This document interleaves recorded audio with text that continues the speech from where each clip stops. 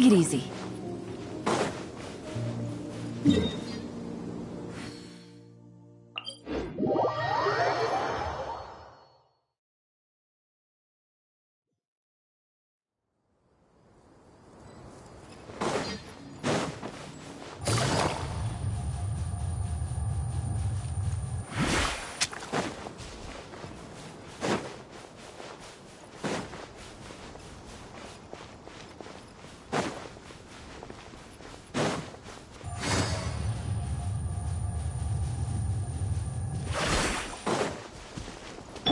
Illusion shattered!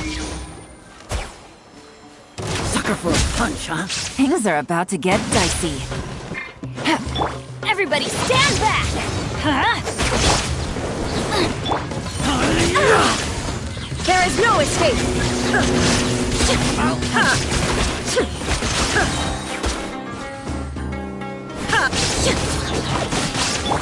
Busted. Need more.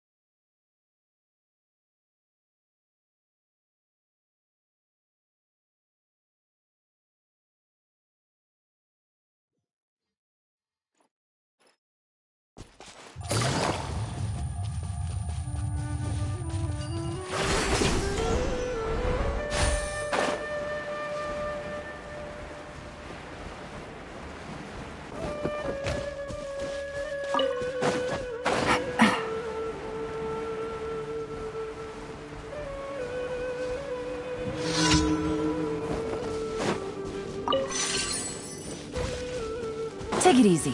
Cha!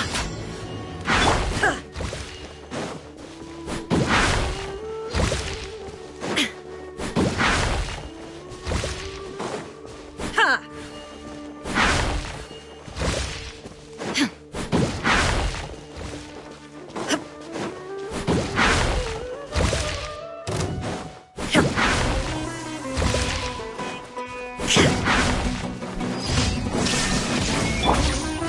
Quietly now.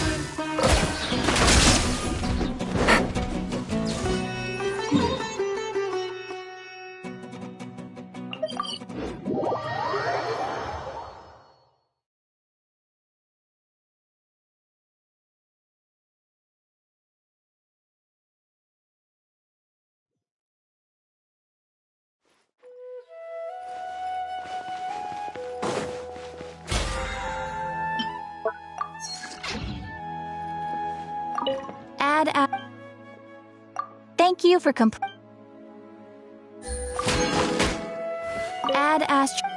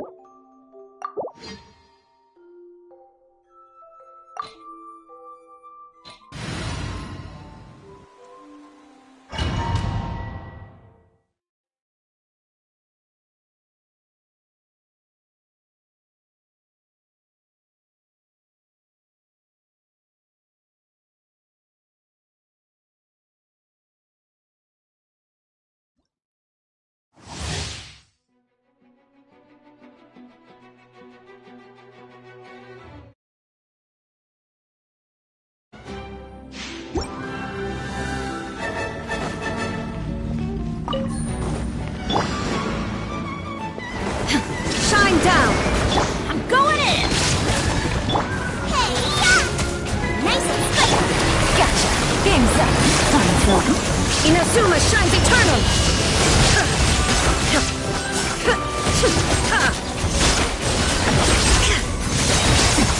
Erase all... Out of the frying pan. Everybody stand back.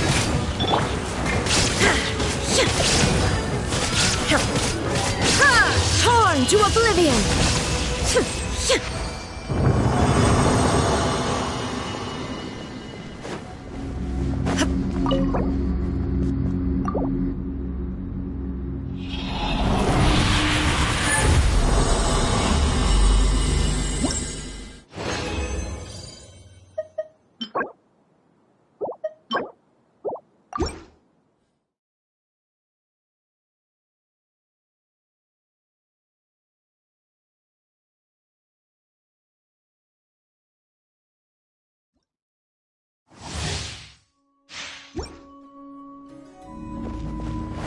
No escape!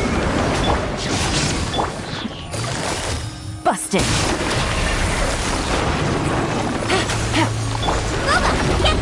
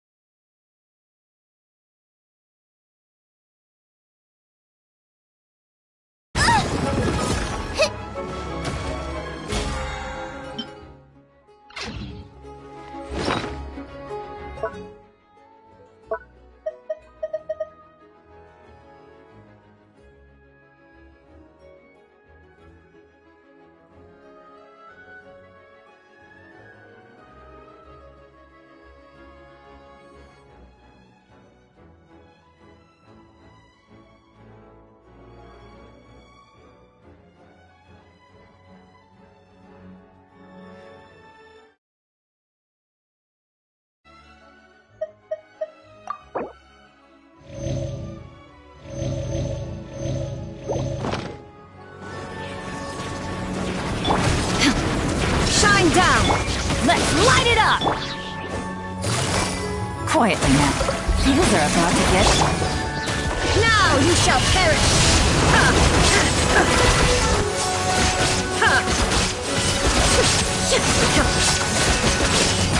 Illusion shattered!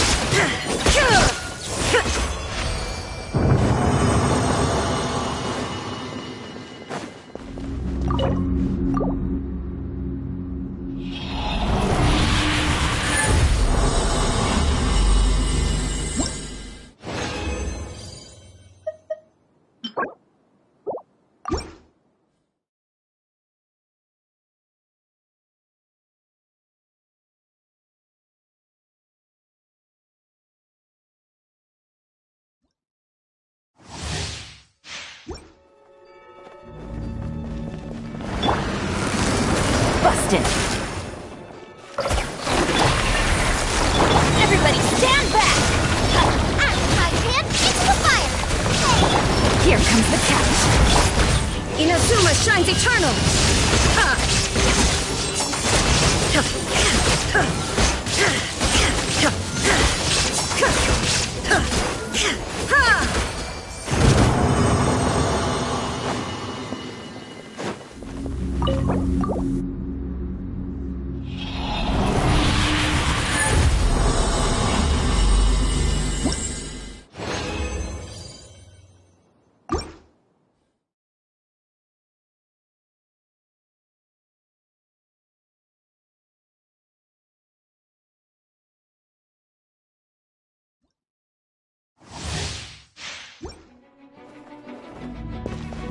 There is no escape! Quietly now. Nice and spicy! I'm going in! Game's up. Time's over. You're toast! Torn to oblivion!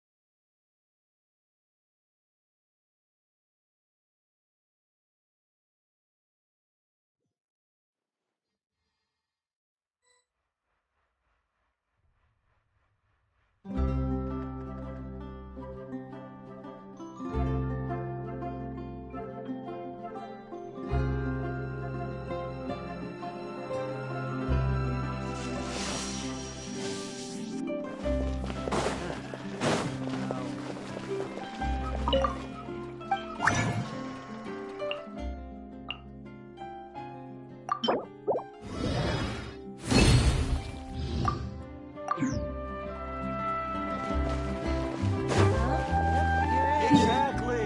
But none of them.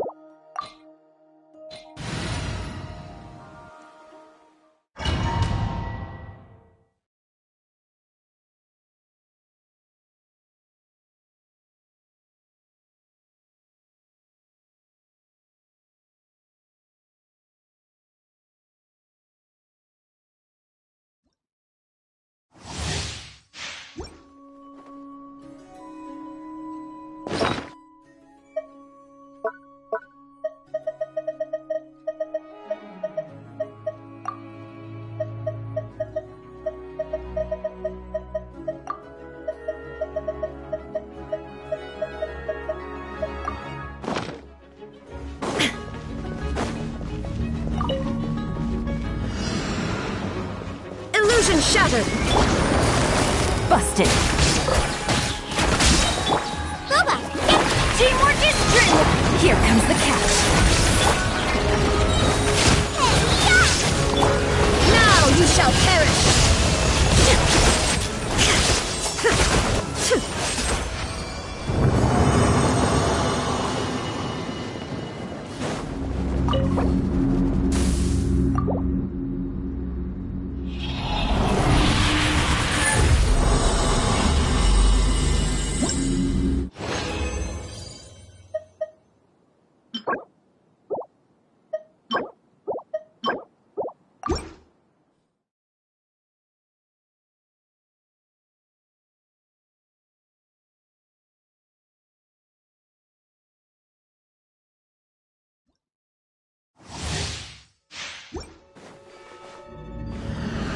Shine!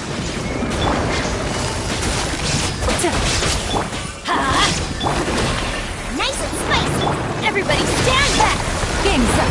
Time's over. There is no escape! Eat this. Inazuma shines eternal!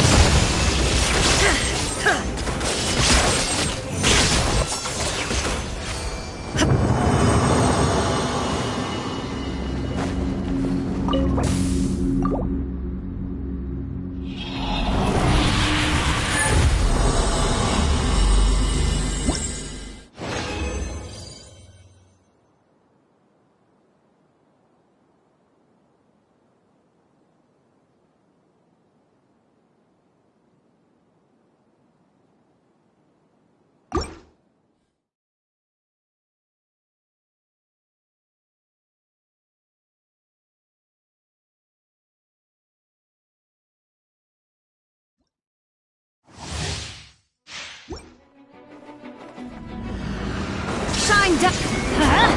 At the frying pan. Teamwork is dreamwork. Here comes the catch. You're toast. Now you shall perish!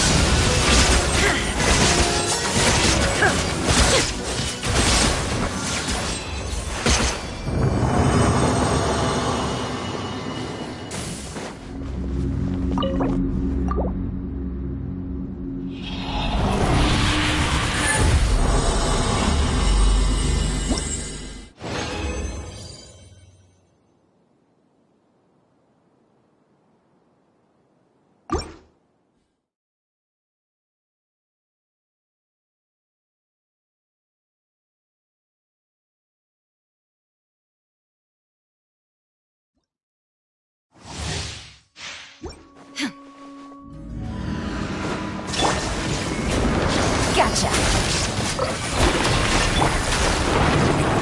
I'm going in. Let's light it up. Things are about to get dicey. Torn to oblivion!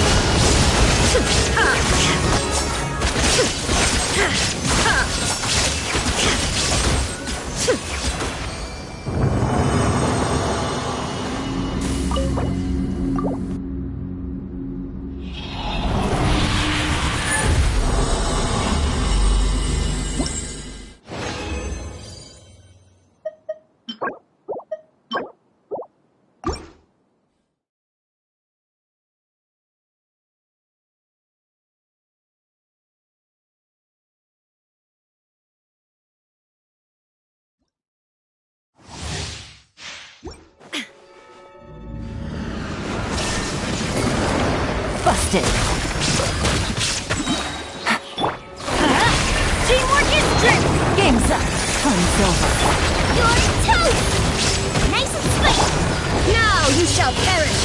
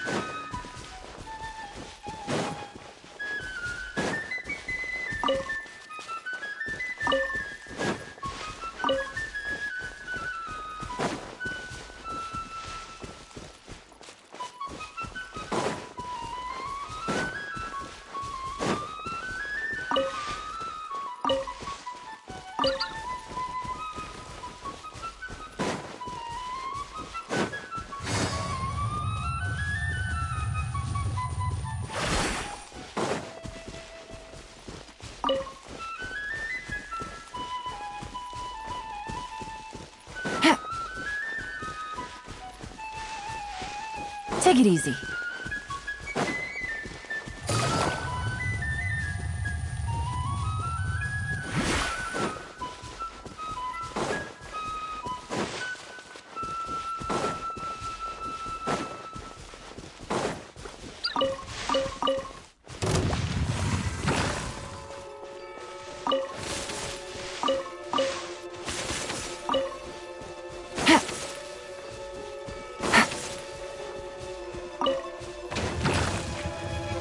Take it easy.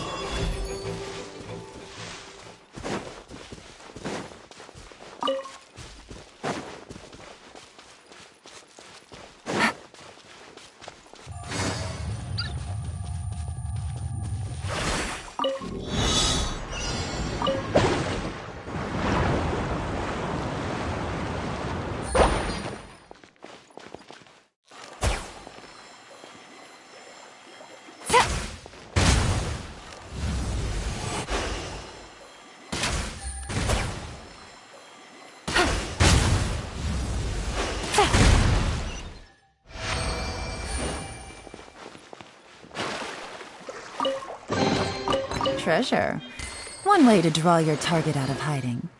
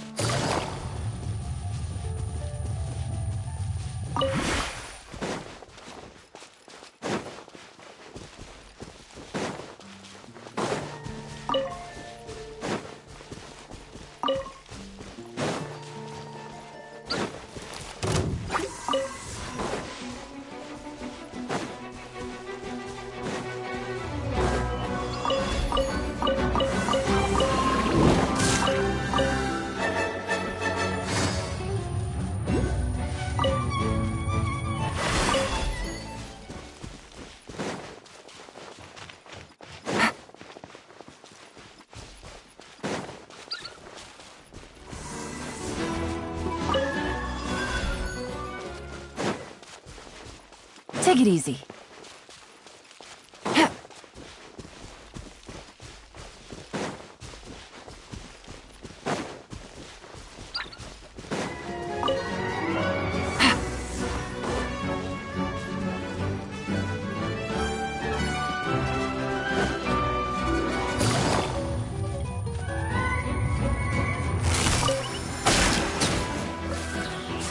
Take it easy.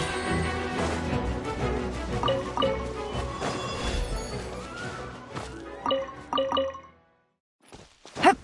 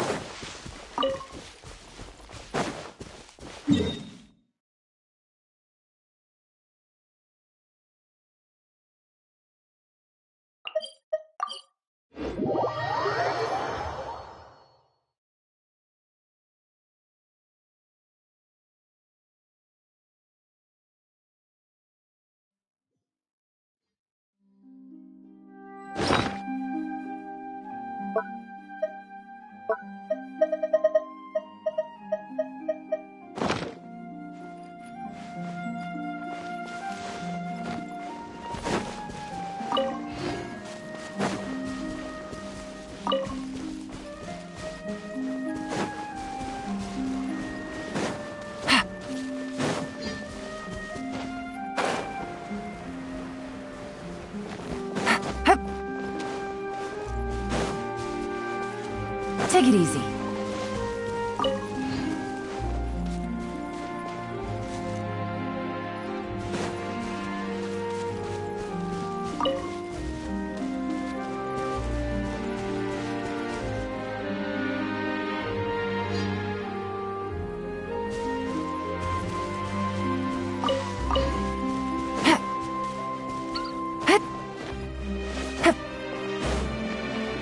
Take it easy.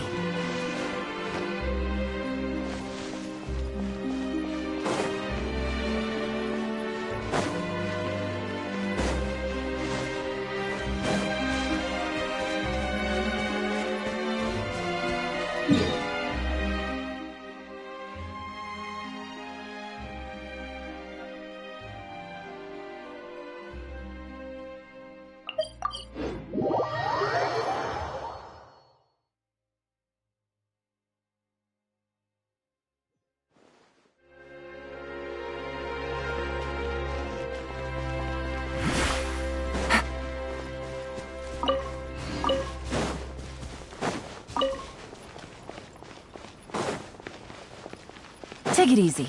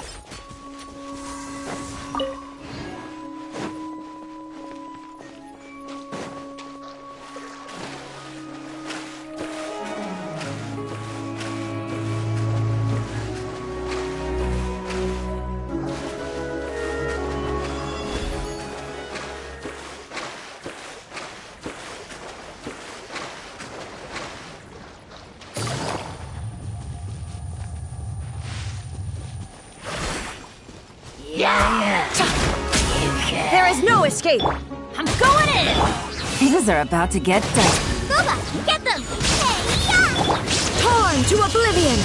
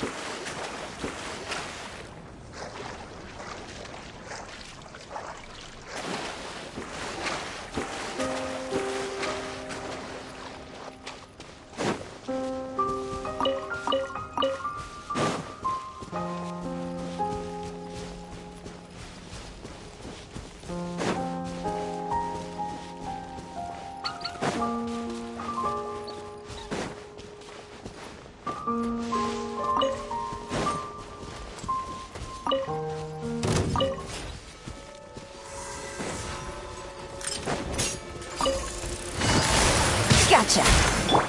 Nice and spicy! Let's light it up! Illusion shattered!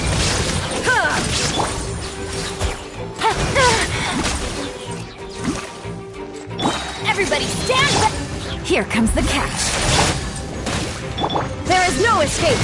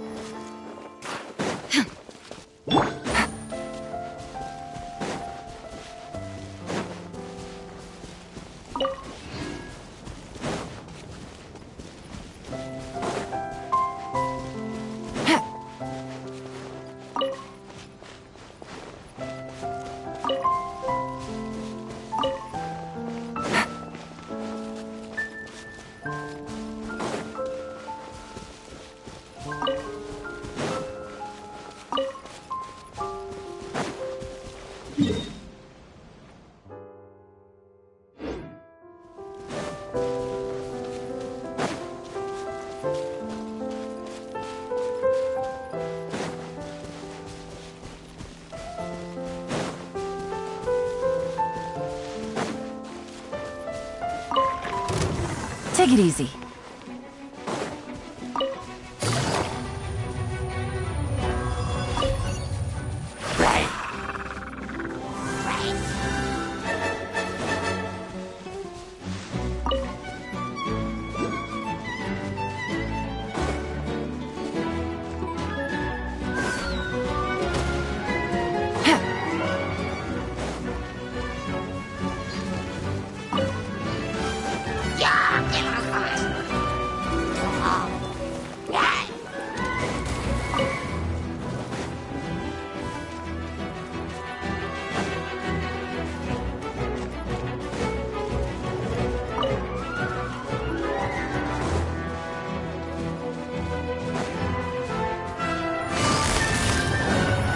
Quietly now.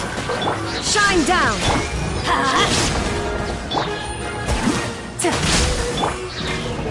I'm going in! Eat this! Out of the frying pan! Game's up. Fun's over. Illusion shattered!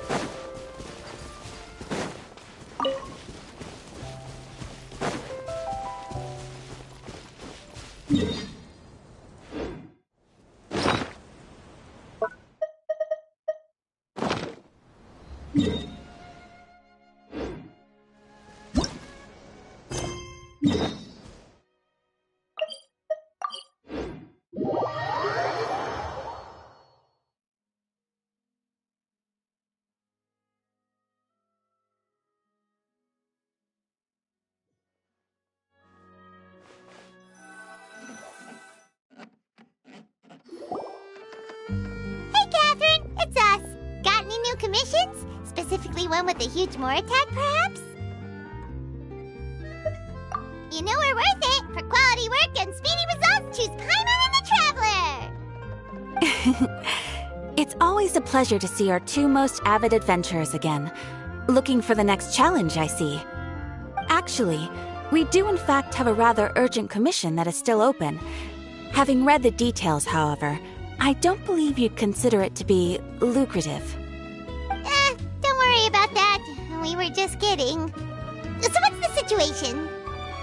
To put it simply, the requester is looking for a temporary replacement actress for their musical. The original cast member ran into some issues and is currently unable to perform the role. But the troupe has also been experiencing some financial difficulties, so unfortunately they cannot afford to pay the replacement actress. That does sound like a tricky situation. So basically they're looking for a volunteer? That's right. Our adventurers reached out to many actresses, but none of them were willing to take the job. There are only a few days left until the performance. If they can't find someone in time, they'll probably have to postpone the show. And delays tend to create all sorts of new problems. Got it. Oh, this one's a doozy. What do you think, Traveler? Any ideas? Even if we took the commission, neither of us have any experience starring in musicals.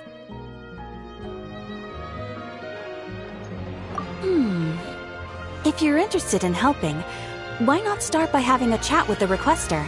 He's right over there. Maybe you can't fill the role yourselves, but you might be able to help him figure out another solution. Maybe there's something he hasn't thought of. Oh, it's that guy, huh? No wonder, he looks like he just ate a sour lemon.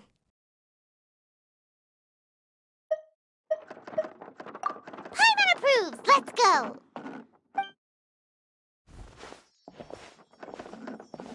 Hello there! Are you the guy looking for a new actress? Wait, I know you two! Are you really willing to act in my musical? Wow, sounds like we're pretty famous in Fontaine already. But to answer your question, neither of us have any experience in musicals. But we heard that you're in a bit of a bind, so we figured we could at least try to help you think of a solution. Ah, I see. It's okay. I knew that asking for a volunteer was a long shot. If we can't find someone to step in, we'll have no choice but to cancel the show. It would be such a shame. That's the thing. We're not some high-profile theater troupe, just a group of amateur enthusiasts. All our sets and props are very crude. We're grateful enough just to get an audience, never mind ticket fees. If we had a way to make this profitable, things might have turned out differently. But now, it looks inevitable that we'll disband. Disband? You're splitting up the troupe? Oh, I guess the lady at the Adventurers Guild didn't tell you? Yeah, this is supposed to be our final show together as a troupe. One last show. And after that, we go our separate ways. So we were really hoping to end on a high note. Nobody wants things to just fizzle out. Not after all the time and effort we've invested into it. Yeah, the leading lady, in fact.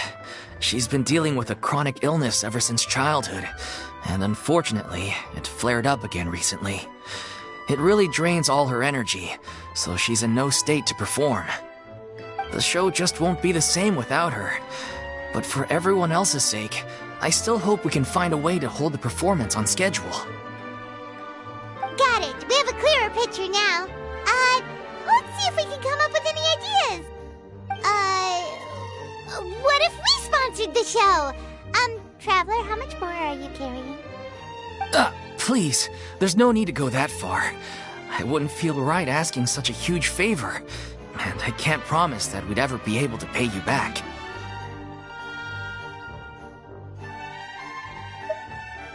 Good point. If the actress just goes through the motions for the Mora, that's not exactly rescuing the show. We should find someone who will put on the best performance possible. Oh, wait! What about... you know who?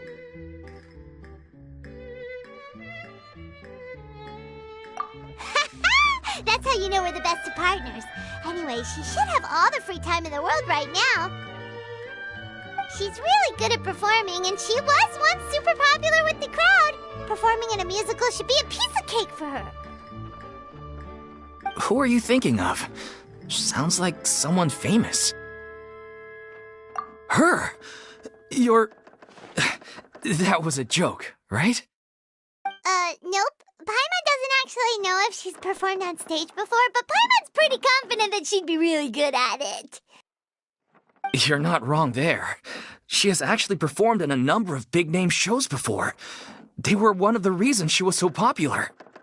But even if she's no longer the Hydro Archon, it's not like she's suddenly a commoner. She's still an idol to many people in Fontaine, including myself. I just think Lady Furina might feel a bit out of place in an amateur troupe like ours.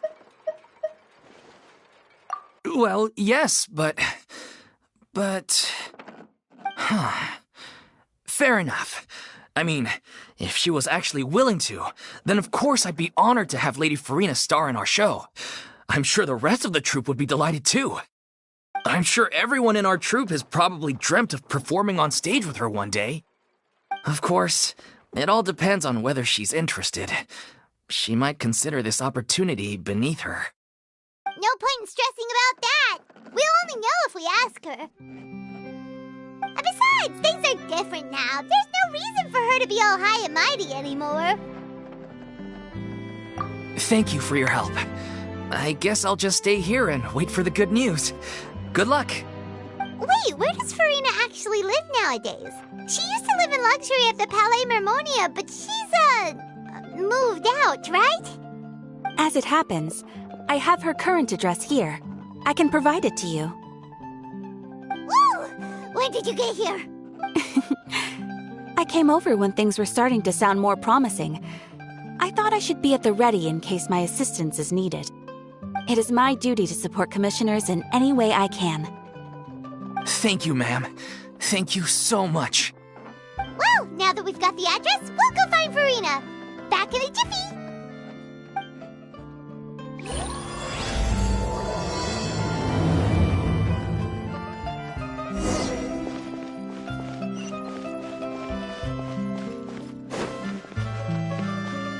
Take it easy.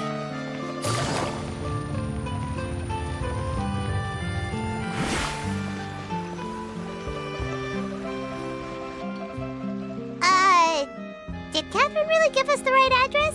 She lives here?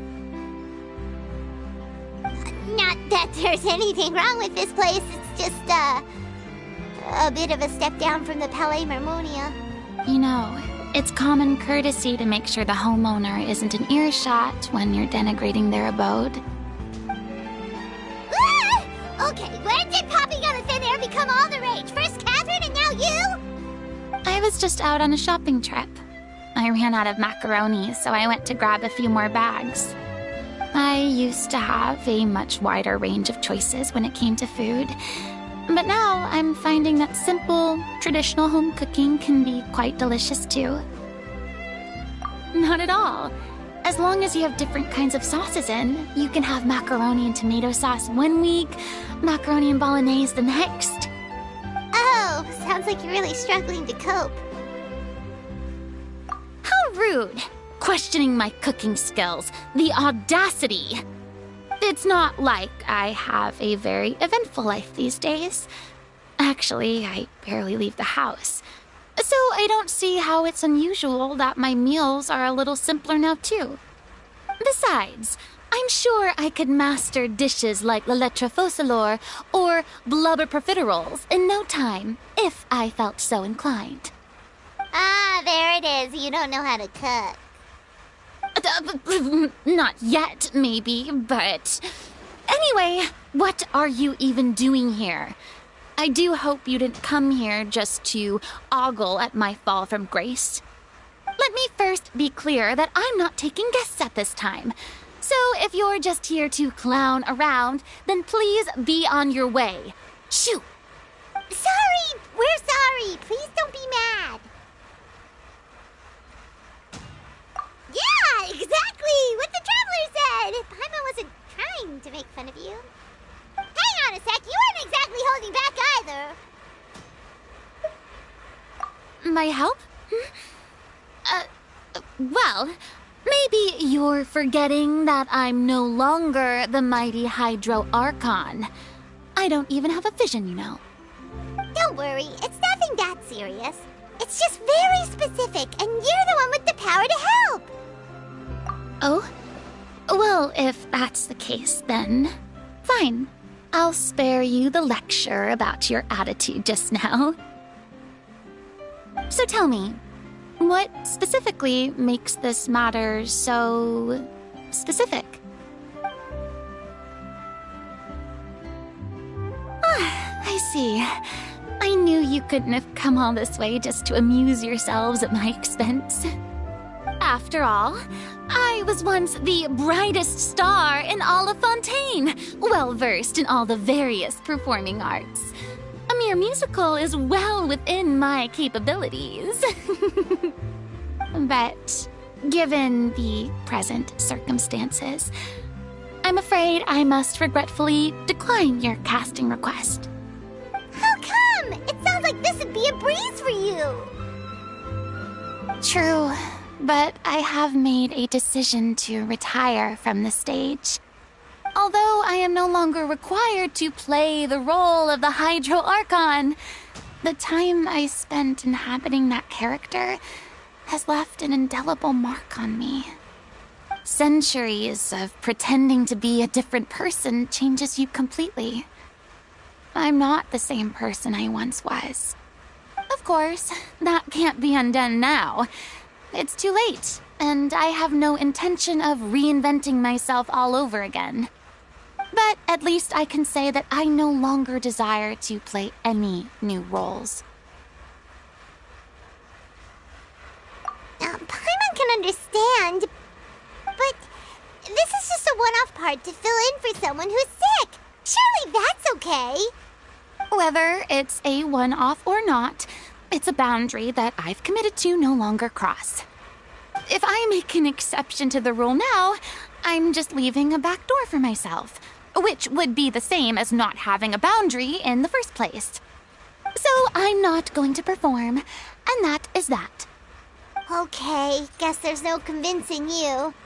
Well, is there anything else we can do to help out the troupe? Otherwise, they'll just have to disband without any fanfare. Do you know any other actors who might be interested in the role? Nope. Short and to the point, okay. I've never been great at maintaining relationships. Besides, anyone I've ever worked with probably couldn't wait to get rid of me. Since I'm just an ordinary person now, they'll probably just laugh in my face if I go asking them for help.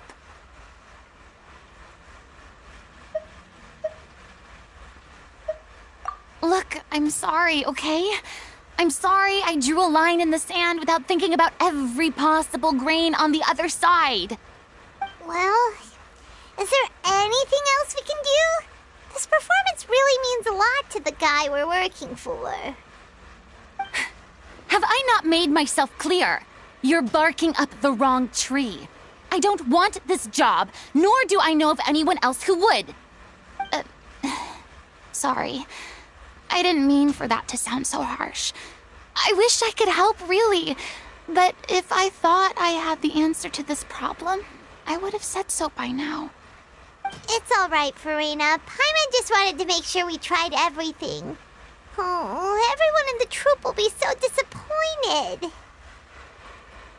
Yeah, I guess that's all we can do now. All right, then. We'll see you around, Furina. Toodaloo to you, too. I'm going home to take a rest now.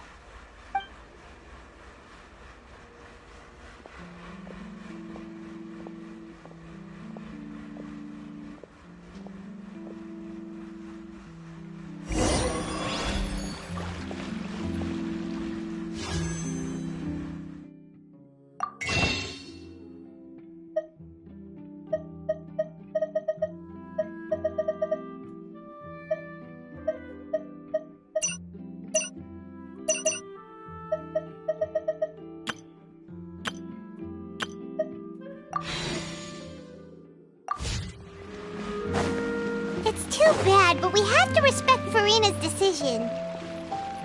Maybe the thought of performing brings up too many painful memories now.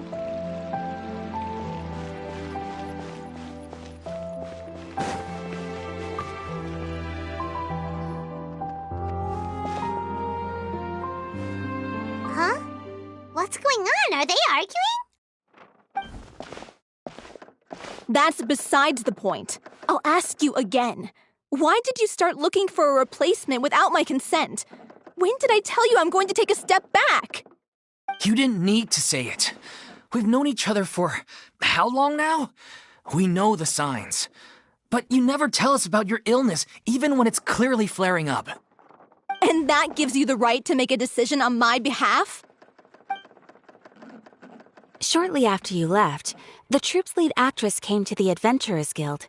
She believes that she's healthy enough to perform. Excuse me, but can you both take a moment to discuss something else for now? The adventurer assigned to your commission has returned. Sorry, I was just dealing with a little misunderstanding. So, how did your conversation with Furina go? Sadly, it's a no from her. We tried to persuade her, but she wasn't having it.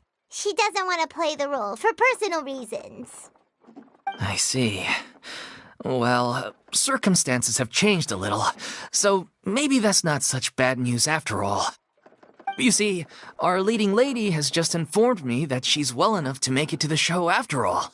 Staging the musical with the full original cast was always the dream, of course. Oh, right! Sounds like everything worked itself out then.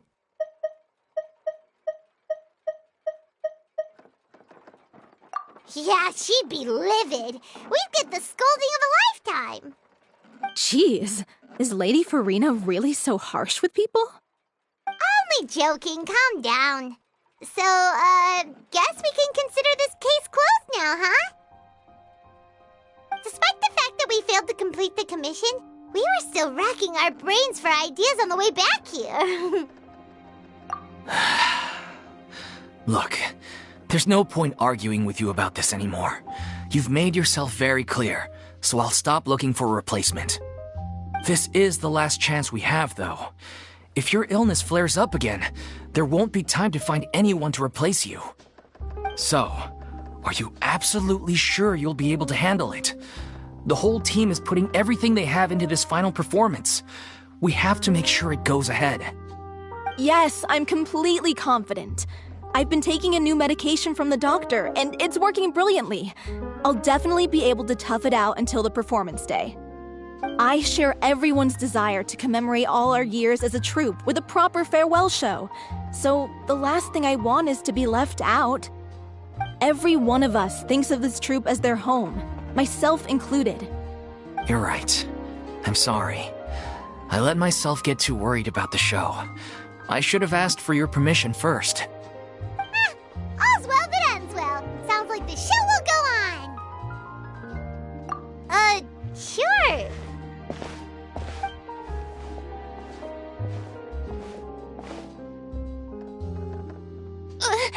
Hey, how did you... I was just passing by because I realized I forgot a couple of items on my shopping list. All right, I'm coming. No need to drag me.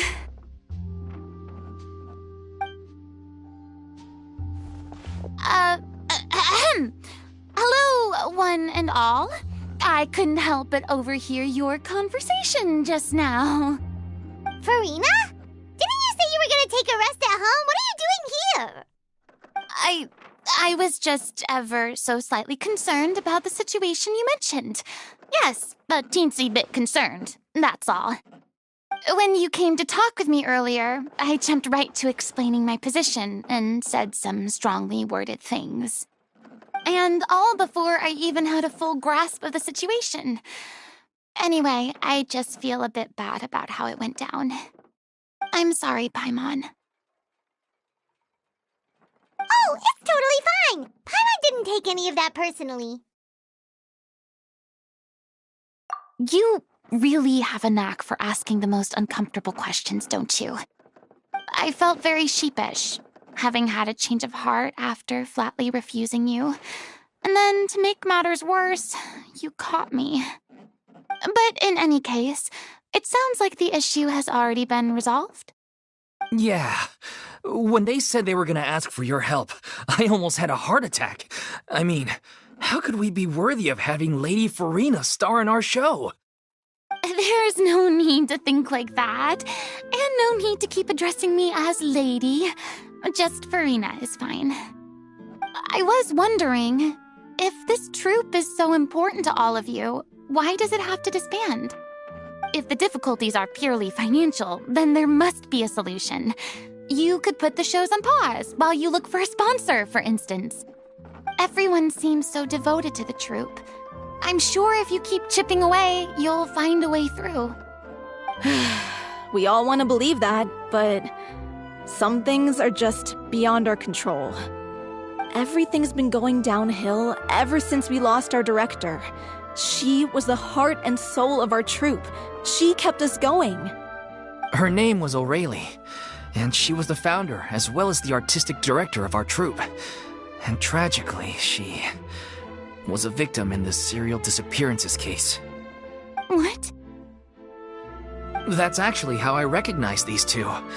It was all thanks to their efforts that the true culprit was brought to justice. But still, no sentence can bring our director back to us. She was a loyal fan of your performances, Miss Furina. They were what first inspired her to get into musical theater. She rallied many people around her who were destitute or had lost their sense of purpose in life, and convinced them to join her troupe. She wrote her own scripts, acted on stage, and mentored each and every one of us. People loved our performances back then. We seemed to be going from strength to strength. Things were really looking up for us.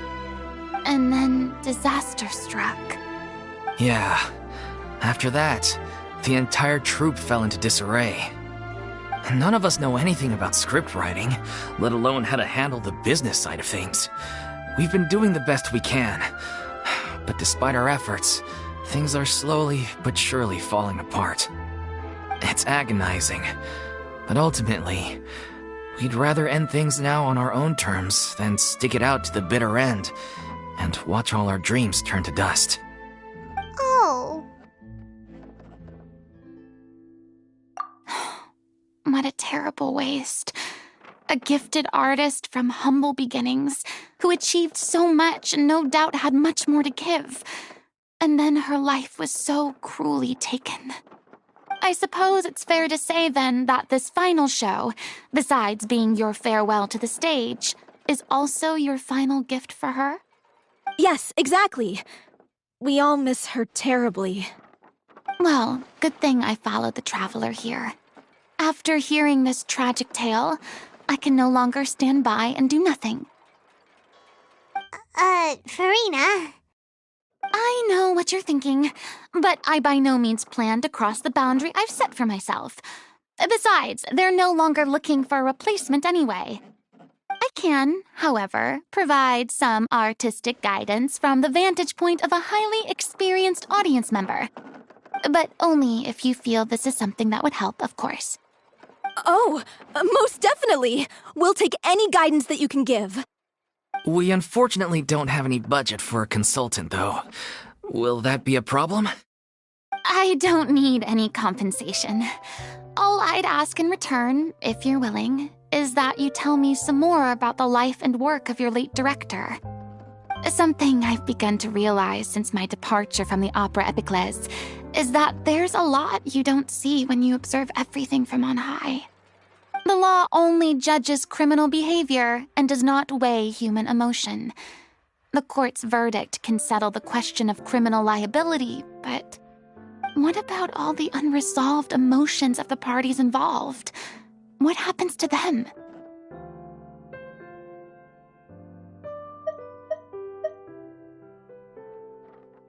An interesting answer. But if you ask me, I think all emotion shall ultimately return home to the heart and slowly settle with the passage of time. Take, par exemple, how this troupe pines for their late director. Things such as this I have never witnessed before, and so I should like to observe, perchance to understand. Huh. Still a fan of your old dramatic monologues then, huh? You just want to get back in on the action, don't you? No. This is a completely different situation. Pearls before swine. Ah, the name's not Swine, it's Paimon! Would you be willing to join me? Come on, take a break from adventuring to listen to a story.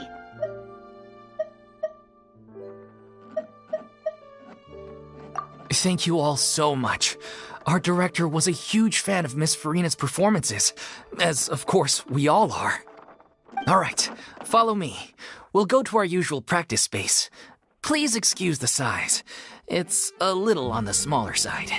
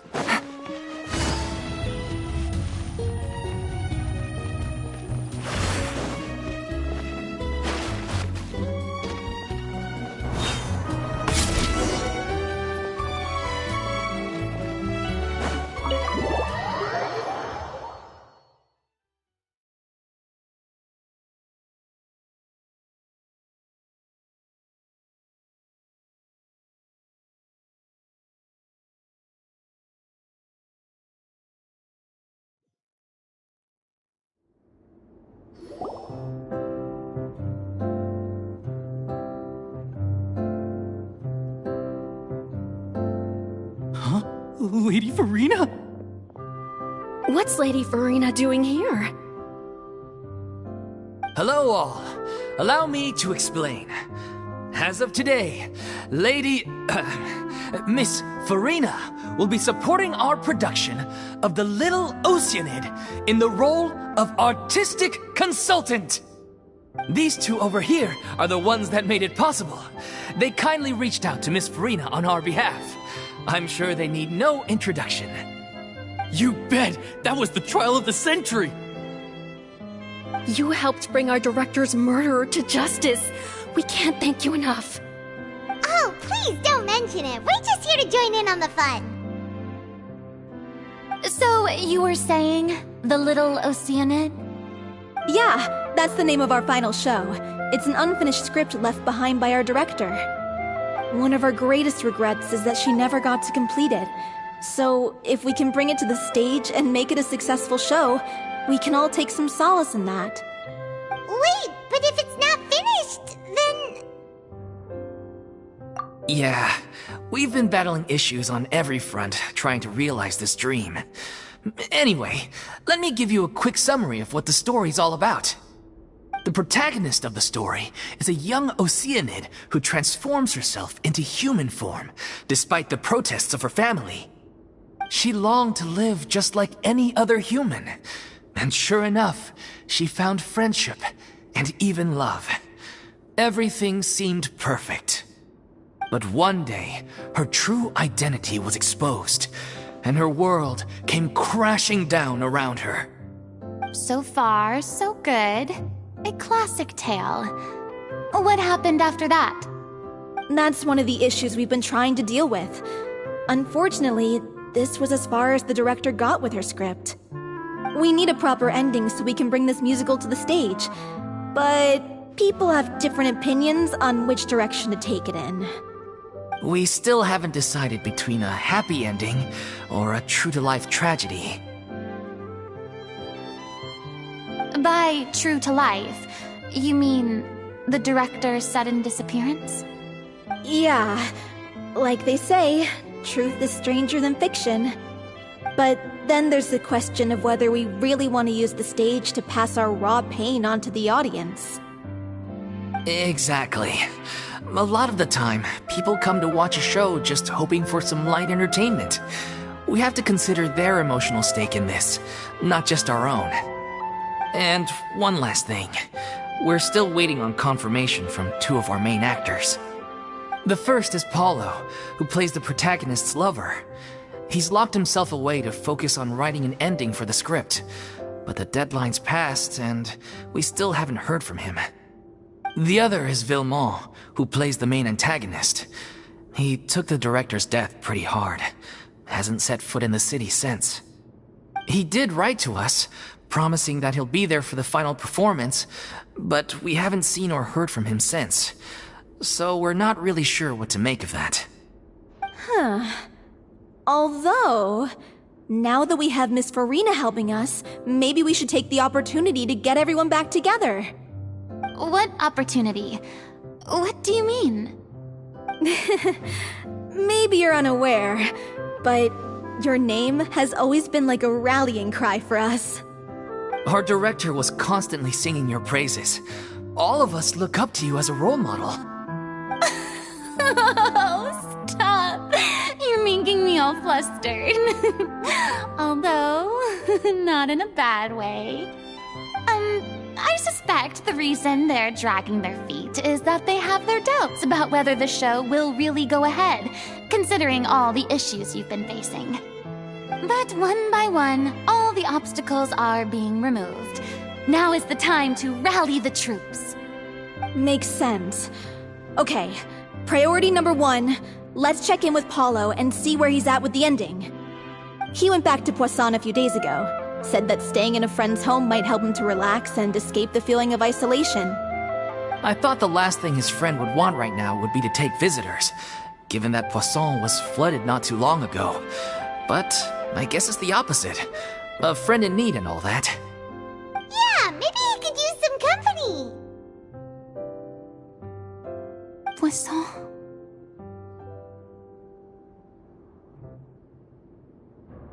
Nothing. I suppose my presence will be indispensable if we are to restore his faith in the show. So, allons-y. Tout puissant!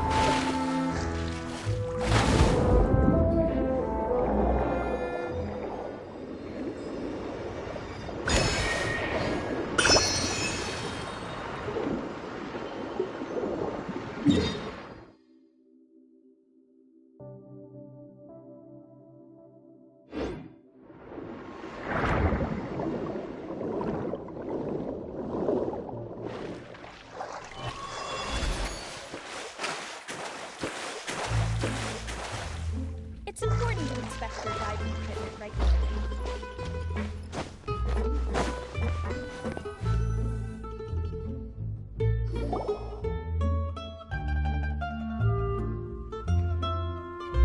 If I remember correctly, this is where he's staying. Who is it? It's me. Is the script ready? You came all the way here for that? All right. Forget that for now. Just come on out. We've got some great news. Nice try. Look, just give me some time, okay? I'm just wrapping up this last part of the script. I'll be out once I'm done. Okay then. Looking forward to your masterpiece. So, as expected, he's missed the deadline. The ending is one of the most important parts of the show. Even once he's done, it isn't final until we've all had the chance to read through and make sure we agree on it. Someone told me they'd just seen you in Poisson. I assumed it was a case of mistaken identity, but sure enough, here you are. And Furina, too. I was wondering if we might run into her. So, you're here for Paolo? Looks like he could be a while, so feel free to take a stroll around town in the meantime. I've made all the arrangements already. Oh, it's okay. We can just wait here. Thank you for being so considerate, Miss Navia. That sounds wonderful. We'll take that stroll. Get over here, you! How oblivious are you? How are things in Poisson now? Any better? Things are on the mend, but it's a slow process. Some people may never recover from the trauma they experienced. I'm sorry to hear that. I wish there was something I could do. Please, must our conversations take such a depressing turn every time we meet? We all have painful memories, but we don't have to let them cloud everything we do. And if you're trying to make a new start, perhaps it's best if you don't bring up the past all the time. Thank you for your words of comfort. You make a very good point. But for now, at least, I think I should stay with the way I'm feeling for a while longer. It's okay. These things take time. Moving on from a painful experience is easier said than done. Which brings me to why I'm here. I thought you should probably know that not everyone here is ready to forgive and forget after the Hydro Archon's inaction in the face of catastrophe. To avoid upsetting the peace, I told the townspeople that everyone here is a member of the theater troupe, and that you are just an actress playing the role of Furina. It's not a perfect solution, but hopefully it means you won't have to lie low while you're here. That's so thoughtful of you, Navia. Well, what do you expect? I am the courageous and considerate president of Spina di Rosula, after all, like my father before me. Anyway, that was all. Look after her now.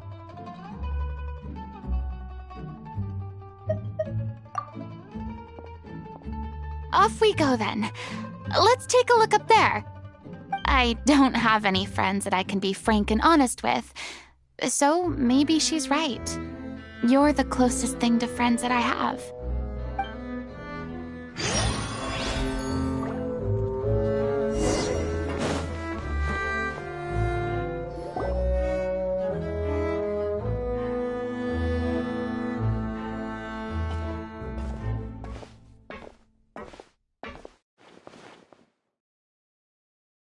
I'm so grateful that Miss Nafia was so understanding.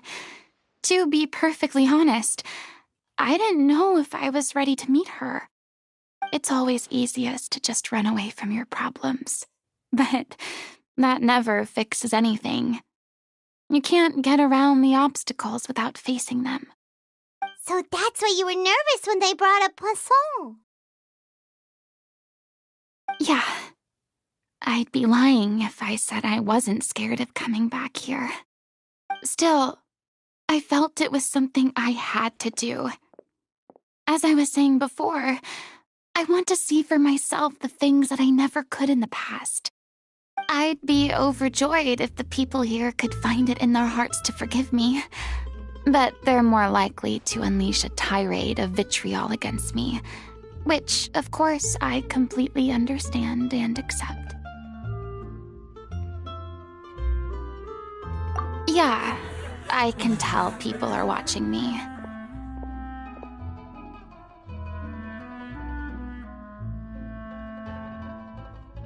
I'm sure some people here see the idea of someone coming to Poisson dressed as the Hydra Archon as extremely disrespectful.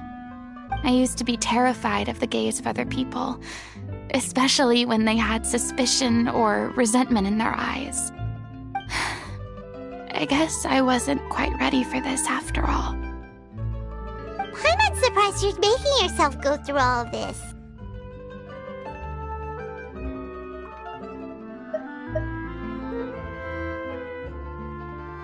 I can't let myself see only the things I want to see. How would that make me any different from before? Look! There seems to be a crowd gathering over there. Probably time we made a move. How about we check out Spina di Rosula's ship? We should have a view of the whole of Poisson from there.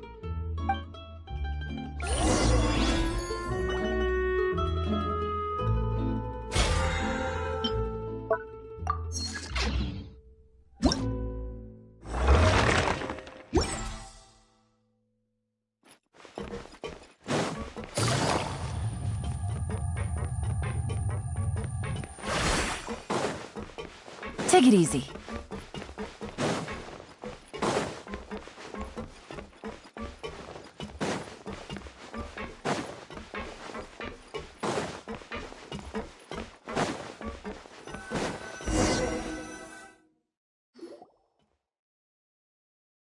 I'm sorry. You probably just wanted a relaxing stroll, and here I am dumping all this heavy stuff on you. We don't mind. It's actually refreshing to see a different side of you. Great. Well, I appreciate your company, so please don't disappear just yet. I don't know whether you can tell, but the years of suffering and loneliness aren't the only reason I have a hard time facing up to who I used to be.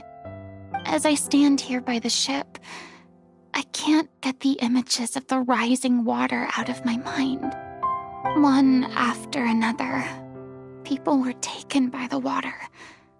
All those treasured lives and memories washed out of existence in an instant.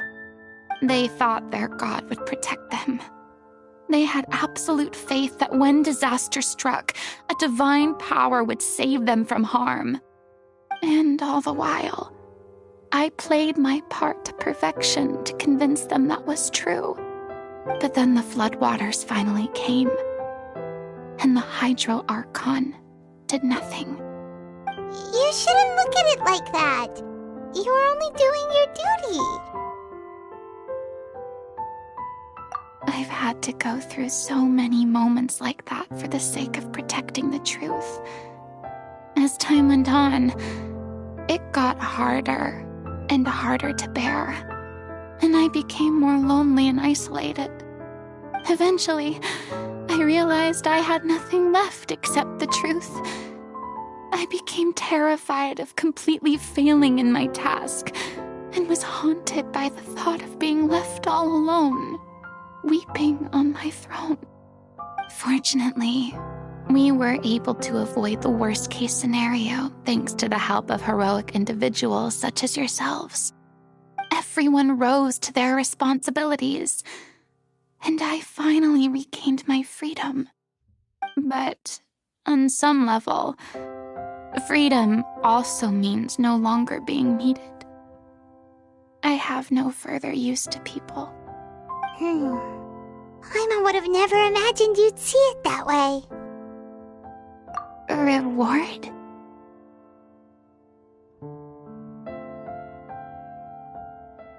I guess so. Back then, I didn't even dare to dream about having someone to confide in. I was scared of someone recognizing me for who I truly was, and exposing the secret I swore to protect. Believe in the Furina you see on stage. She is the one you can trust. I had to keep all my feelings, all my curiosity about life to myself. No one could be allowed to know. That's what I really meant when I said I'm no good at maintaining relationships. So that's where you were coming from. Paimon totally thought you were just a bit of a diva at heart. Could you please get off my case? I don't know what's gotten into you today. I'm making an effort here.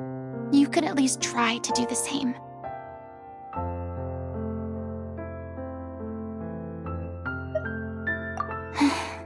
I do. I once had nothing but the truth, and now I'm finally free to live my own life again. And even though I have no idea where I'm going right now, at least the choice is in my hands. All right, it's about time to head back. Paulo should have finished the ending by now. Sure! Okay, let's head back and check it out.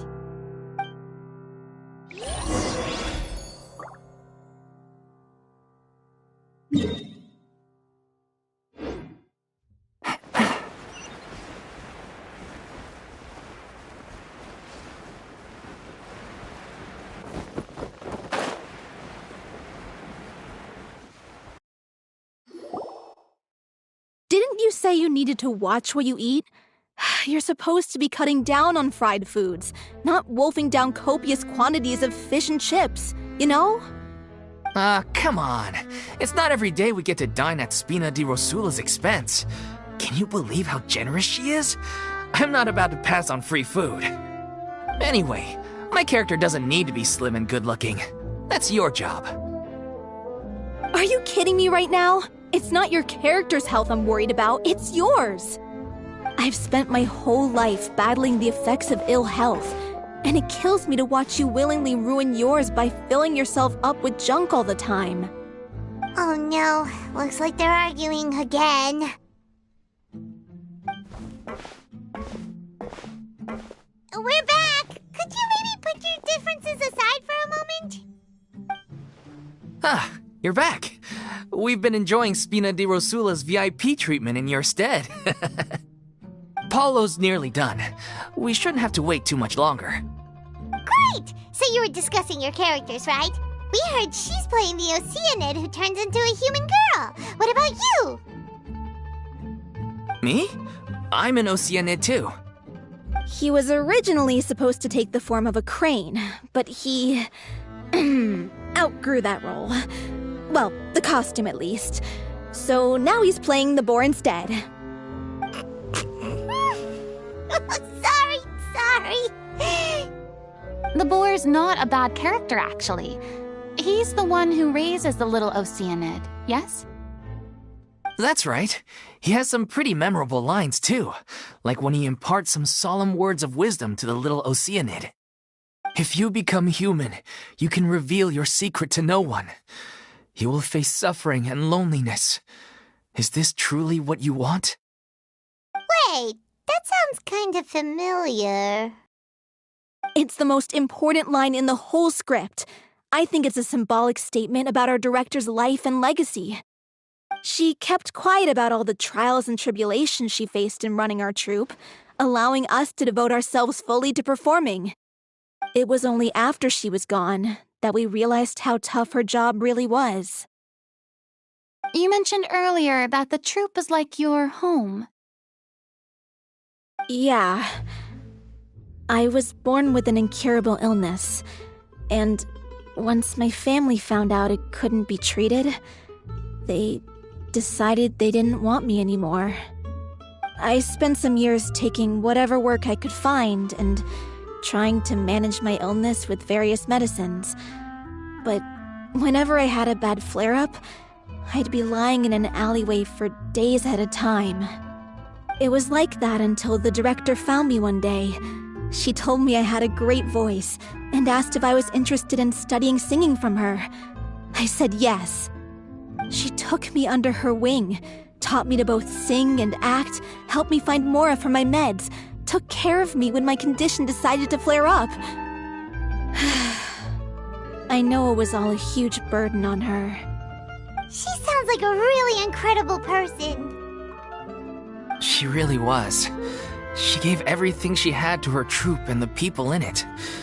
All of us were so proud to call her our director. I was a lost child too when she found me. As the child of a murderer, my parents weren't around when I was little, so I got sent to an orphanage. The other kids were always picking fights with me. They'd say things like, "Come on, you must be pretty tough if you're the son of a murderer." It was just to taunt me, though. I was an easy target, and they knew it. One day, I got beaten up so bad that I just couldn't take it anymore, so I ran away. I lost all faith in humanity by that point. Thought the whole world was out to get me. Let me guess.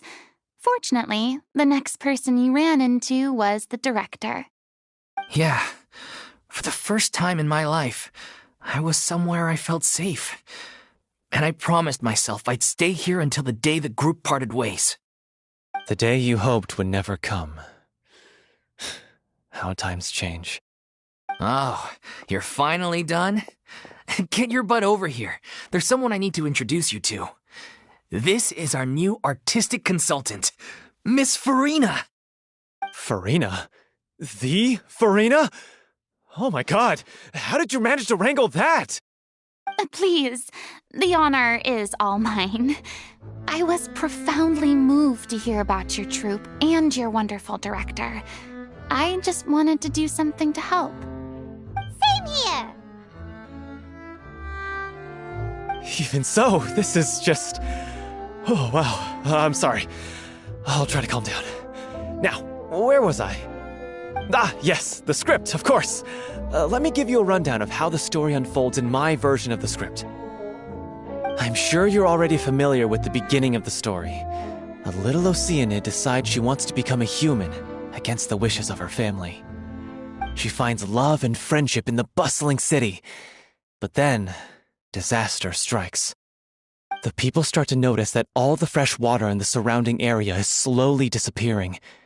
The soil is becoming arid, plants and flowers are withering, and the people begin to panic.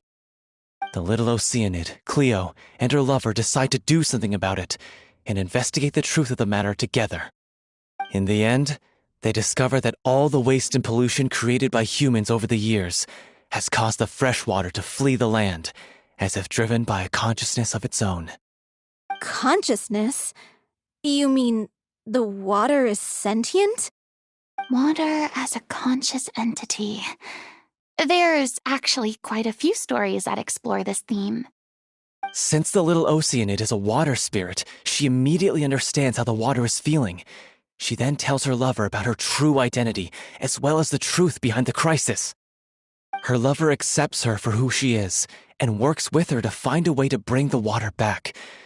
However, unbeknownst to them, there were some people eavesdropping when she revealed her secret. The little Oceanid is accused of being directly responsible for driving the water away, and faces the greatest dilemma of her life. And then? In the end, she makes the brave decision to sacrifice herself to save her lover, and the rest of humanity. Huh? But didn't they all treat Cleo like a villain? Why would she want to save them after that? Well, she mainly wanted to save her lover, plus everyone who'd stood up for her. Through her love for her human partner, she was able to find an even greater love, one that extended to all of humanity. Surely the biggest strength of Cleo's character. There's actually something else that bothers me. You know the protagonist is supposed to represent the director, right? And she never had the chance to become a hero in our world. If we're serious about dedicating this show to her memory, we should make the ending as true to life as possible. What about if the little Oceanid is hounded to death by people who hate her, her lover makes sure her secret never gets out, and humanity continues down the path to extinction? That sounds like too cruel of an ending to me, and perhaps a little irresponsible to present to the audience. That ending would be a perfect mirror to Director Aureli's death, both arbitrary and meaningless. On the day when she went missing, Director Aureli had instructed us all, somewhat out of the blue, to leave the court of Fontaine and wait for her outside the city. We waited and waited at the rendezvous point, but she never came. By the time we returned to the city, she disappeared without a trace. We looked for her. The Gardamex looked for her, but she was nowhere to be found. Increasingly, all the signs seemed to point to her being the latest victim in the serial disappearances case. The director was the kindest soul in the world, yet she was senselessly sacrificed for the sake of a so-called experiment by someone who had nothing to do with her at all. But doesn't the way she suddenly told you to leave the city suggest that maybe she had some sense of what was about to happen? It almost seems as if she was moving you to safety. I've been trying to follow up on that ever since, but all my efforts so far have turned up nothing. Villemont might know something, but he won't open up to me. Villemont?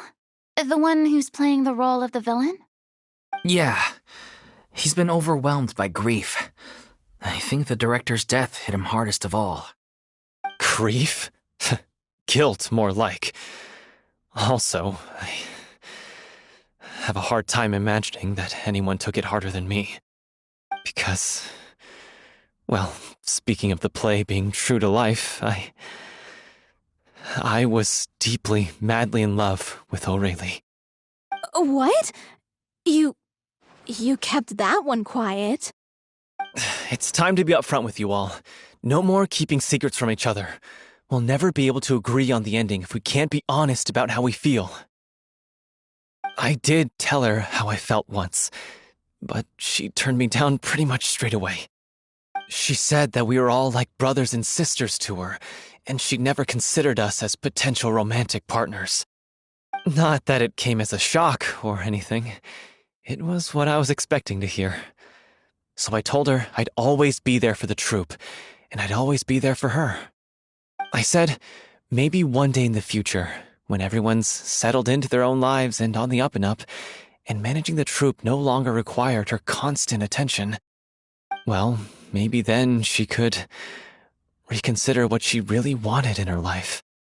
And now, that day will never come. Oh, Paulo. So if I'm the one writing this ending, then I'm gonna make sure it does right by Aureli. I won't let anyone get in the way of that. In that case, you have to straighten things out with Villemont once and for all. face to face. We've all had our differences of opinion over the ending, but those two have never seen eye to eye on anything. One of them has to compromise if we're ever going to reach a final decision. Well, if that's where we're at, looks like it's time to go visit Vilmont. Are you ready to face the truth? Honestly, I'm slightly terrified. But for the sake of our final performance, I'll do whatever it takes. Funny you should ask, though. You really do get what I'm going through right now. I certainly do. Come on, everyone. Allons-y!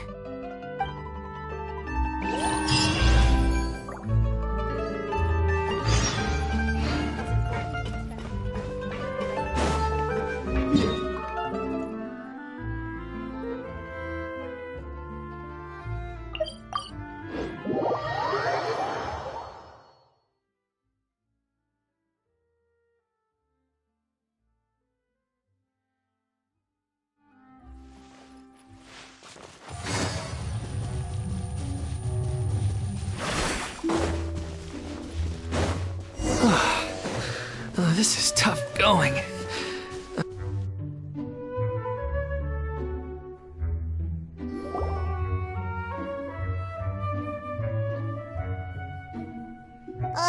if this journey wasn't tough enough already without a roadblock. Don't worry. We should all be fine with the traveler here. We don't need to take a detour.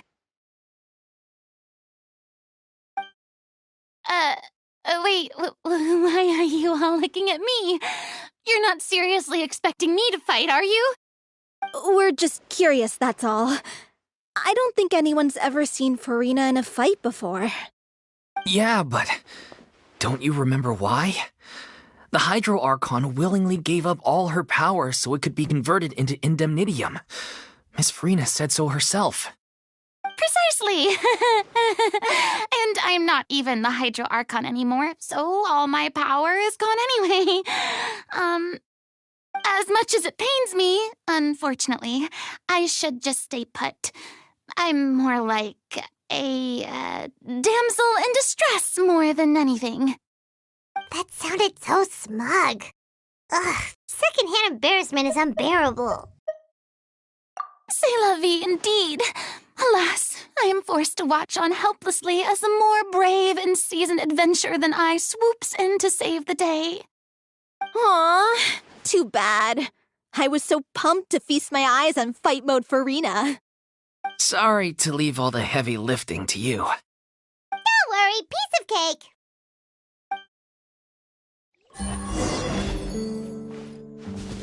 There is no escape! Let's light it up! Inazuma shines eternally! Ha! Ha! Ha! You're toast! Nice and spicy!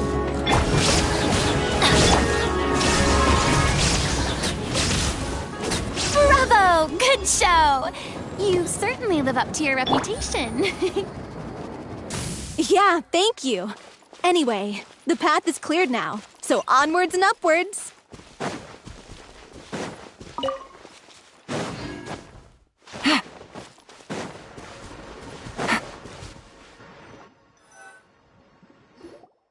Vilmont, are you there? Huh? Oh, it's you guys. Wait, what's Lady Furina doing here? I can explain. We've been rounding up the whole troupe. We now have everyone except you. So, you think knowing the truth about the director's disappearance will help you write an ending to the script that pleases everyone? I care just as much as everyone else about making the Little Oceanid a success. That's why I wanted to wait until after the show. If I open this can of worms now, I just don't want to make things difficult between us. We're supposed to be a unit when we're on stage. Vilmont, avoiding the truth will not help anyone. Unless you mean to suggest that Aurelie's death had something to do with you. I don't want to talk about it. Listen, Vilmont. I used to think that my love for Aurelie was a point of shame. I never brought it up to anyone. But now, I've made up my mind to put it all on the table. I'm prepared to face everything, to sacrifice everything for the sake of the show. The Little Oceanid cannot be complete unless we do justice to Aurelie on an emotional level. This is why people think of you as not being the smart one. As you all know already, the troupe was kept afloat not from ticket sales, but donations from the audience. Of course, that was nowhere near enough. We took on side jobs when we weren't performing, but even then, the troupe's financial situation was pretty dire. So, anyway, one day after a show, a merchant came to me and offered us a huge sponsorship. In return, we just had to provide the audience with their drinks during performances. It seemed like a win-win, so I said yes to it on the spot without consulting the director. It was only when the merchant came to deliver the goods that I realized the drink in question was synth. Isn't that the drink peddled by the culprit behind the serial disappearances case?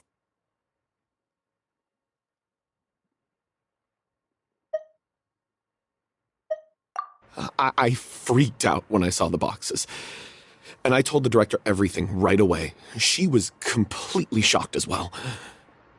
But she didn't reprimand me for making the decision without consulting her. Instead, she contacted the merchant and stated that the troupe could not agree to this collaboration. The merchant was furious, berated us for going back on our word, and threatened to sue us for damages.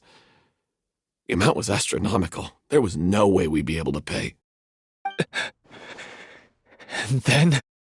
I was going to sort it on my own, but the director stopped me. She said that this was an issue for the whole troupe and it wasn't my fault. But things only got worse from there. The synth merchant just wouldn't let up, and then suddenly the director told us all to leave the city one day. I knew then that things must have reached a boiling point. I admit this whole thing was my mistake. I didn't dare to tell any of you the truth back then, and after the director disappeared, I was even more afraid to say anything.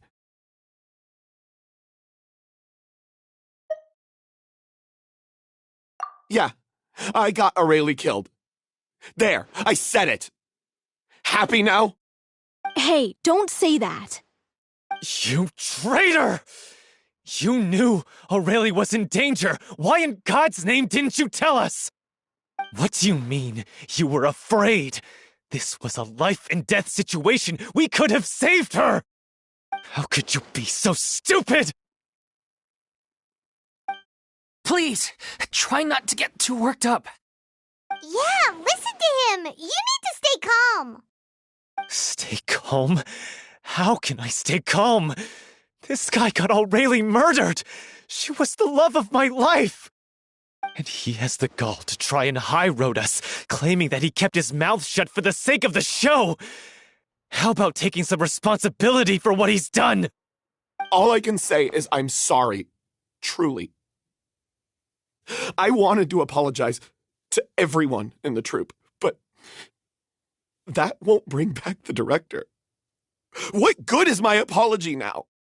I'm just a coward who made an awful, terrible mistake that I can never take back. Beat me up if you want. Kill me if you prefer. It's what I deserve. End my life so I can meet the director and apologize to her in person. Get out of my sight! Go! Get lost! I don't ever want to see your face again! That's enough! You've screamed and shouted at each other for long enough. Now pipe down, both of you! Can you stop conflating the show on stage with your real-life relationships in the troupe? You keep saying that you want to use this final performance to pay tribute to your director and celebrate her life. How can you do that if you're just using it as an excuse to vent your own emotions? You're right. I'm sorry. On stage, the lead role is the focal point of the audience's attention. and you're all used to seeing the director as the heart of the troupe. But in her own life, her greatest desire wasn't to be the center of attention. I can tell how much she loved you all, and how much she loved the troupe. What she wanted was to build a warm home for all of her brothers and sisters, to shield you all from the storms that rage in the world outside. That's how you should remember her, and that's what you should be celebrating. I understand why you're trying to make her the hero of the story, but isn't she your hero already? After everything she did for you? Yeah. So think hard about what that means. And then think again about what you hope to achieve by arguing with each other. If you really hate each other and can't reconcile your differences, then you could just call it quits now. Why bother with the final performance if the group is already fractured? But you can't bring yourself to do that, can you? You care too much about Director O'Reilly and the home she built you all to let go. What are you laughing at? I don't see what's so funny. Sorry, I didn't mean it that way. It's just that, for a moment there, it felt like our director was back with us again. If she'd seen Paulo and Vilmont at each other's throats like that, she would have scolded them exactly like you did, in that same stern voice. Really?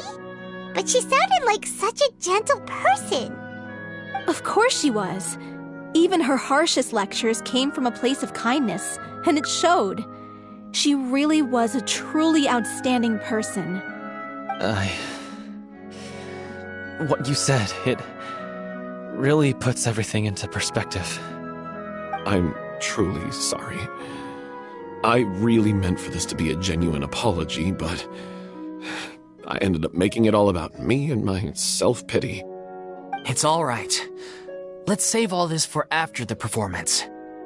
So, the ending. What are we gonna do about it? Clearly, everyone needs to take a step back for now and reflect on what really matters. When emotions are running high, things get lost in the fray. The end of the story needs to focus back on O'Reilly herself. She's the true star of the show. What do you mean? The Traveler is right.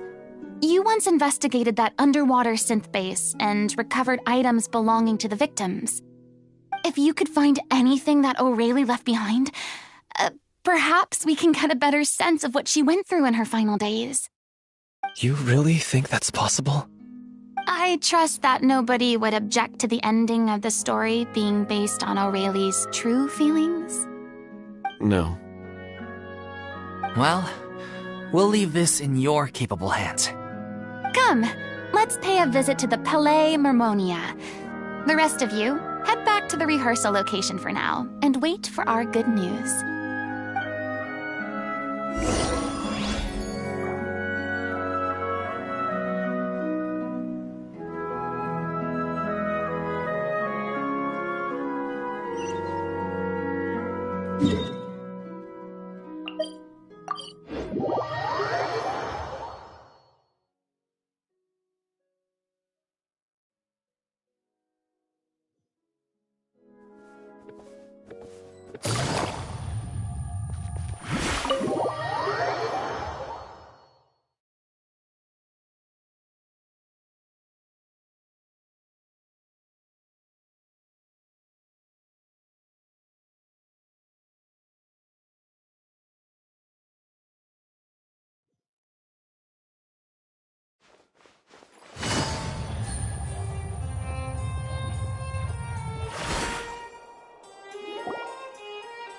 You want to review some recovered items connected to victims of the serial disappearances case? But, that case has been closed for quite a while now. Still, since you were the ones who discovered and submitted the evidence in the first place, you don't actually have to submit an application. Okay, please hold on. I'll have someone dig them out.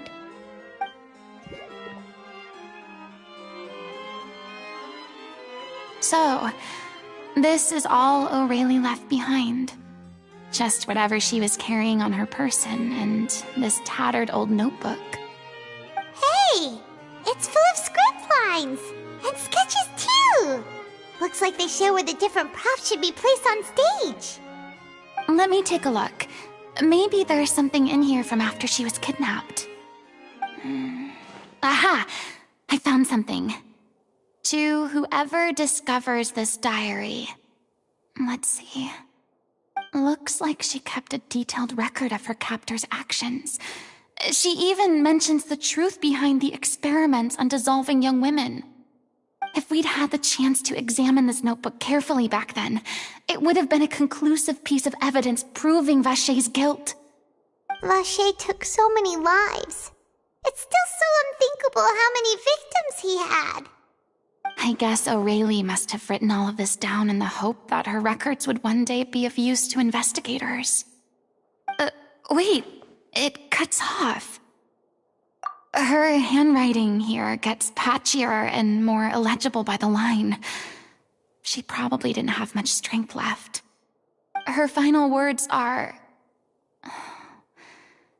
I'll let you read them for yourselves.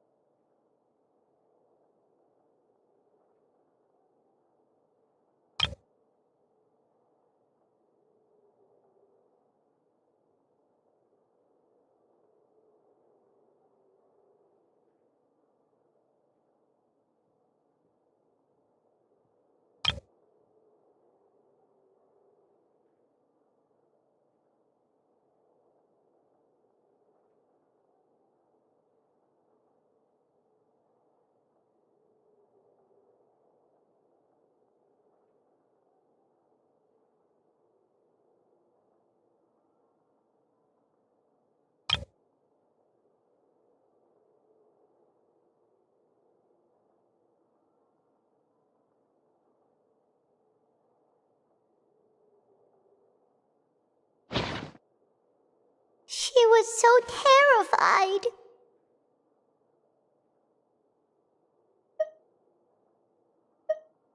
She may have been a mighty hero in the eyes of her troop, but at the end of the day, she was only human. I can't bear to think how painful and lonely her final days must have been. Wait. This part on the last page sounds strangely familiar.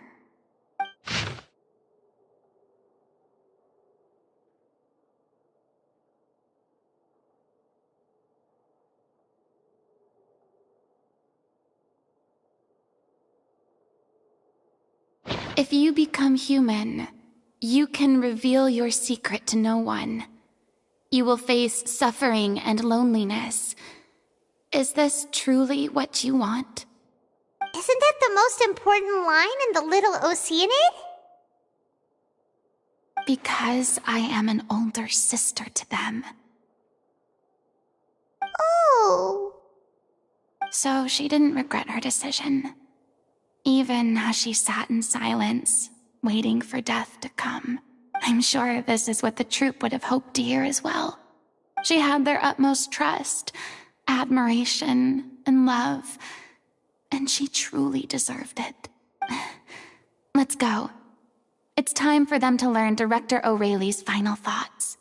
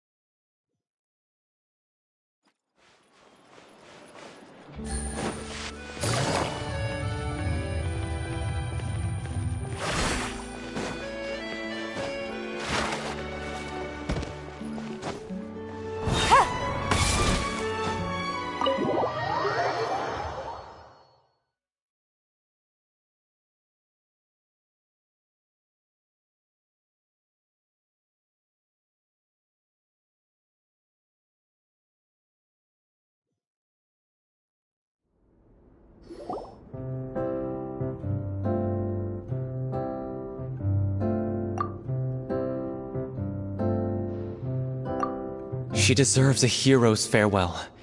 If that's the only way to convey to the audience the courage and selflessness that she showed in the face of death, then it's a meaningful way to end the story. Even in the last moments of her life, she was still leaving a trail for others to follow. She did her best to protect as many people as possible, even if it meant sacrificing herself.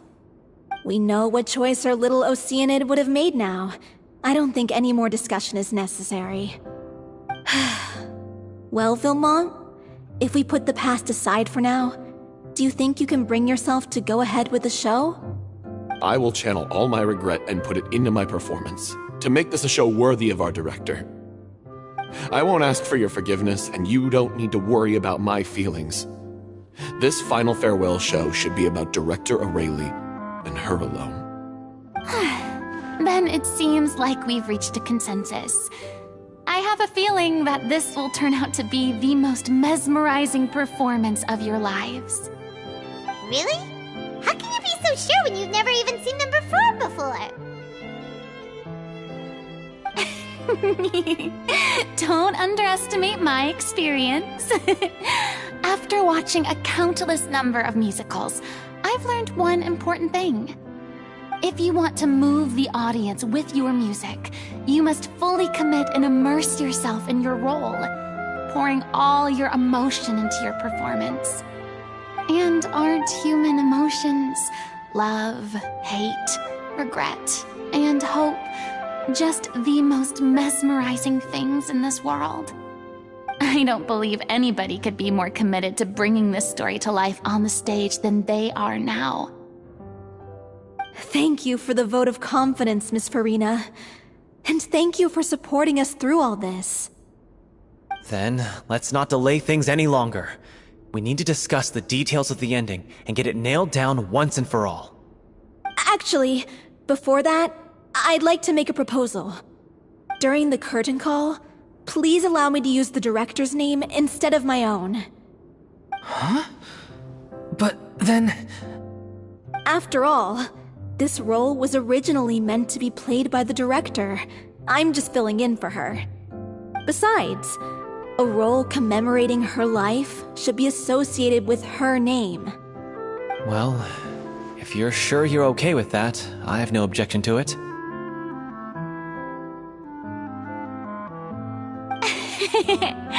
Now we're talking like a serious acting troupe. All right, I'll leave you to fine-tune your musical while I go and procure a stage. Procure a stage? Oh, it's okay. Our usual place doesn't need a reservation. That place? Oh, don't be silly. For an extraordinary show, we need an extraordinary stage. By which I, of course, mean the Opera Epiclese. Whoa, wait, what? No. That's never going to work. It's far too fancy for the likes of us. What are you afraid of? Surely you don't think that Aurelie's story is unworthy of the grandest stage in Fontaine. No, that's not what I meant. It is supposed to be your grand finale, right?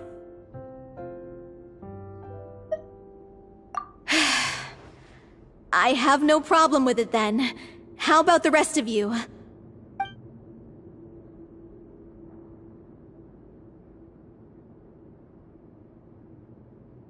I'll take your silence as a yes. Thank you for giving us this opportunity. It really is a dream come true. Well, then don't disappoint me. If you mess this up, it'll reflect poorly on me too. Come on, we'll need to get the go-ahead from Nerilette. I know just where to find him.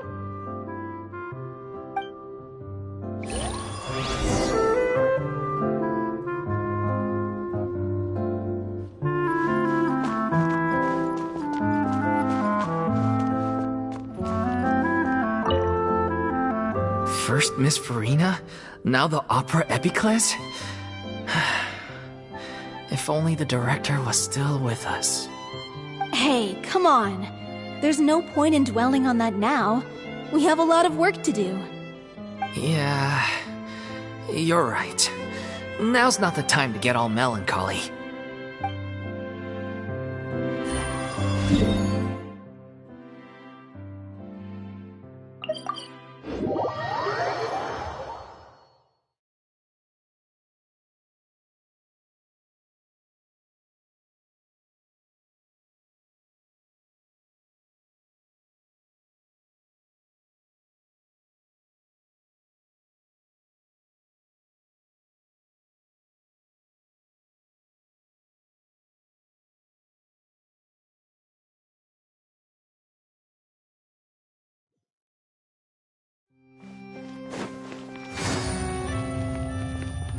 Hey!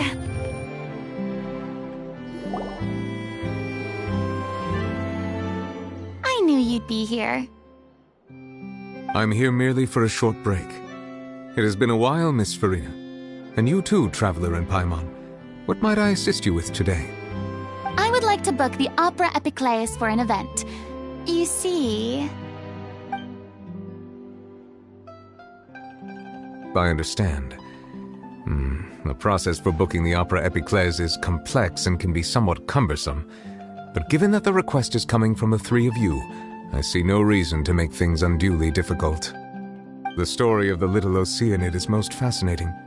I'm looking forward to seeing it performed on stage. I will say, however, that I am surprised to see your passion for the performing arts rekindled after all that has happened. Huh? What do you mean? Do I look excited? Yes. And this is the first time that I've seen you like this since your departure from deityhood. At first, I just felt bad about rejecting them. So I wanted to learn a little bit more about their situation. But one thing led to another, and... well, here we are.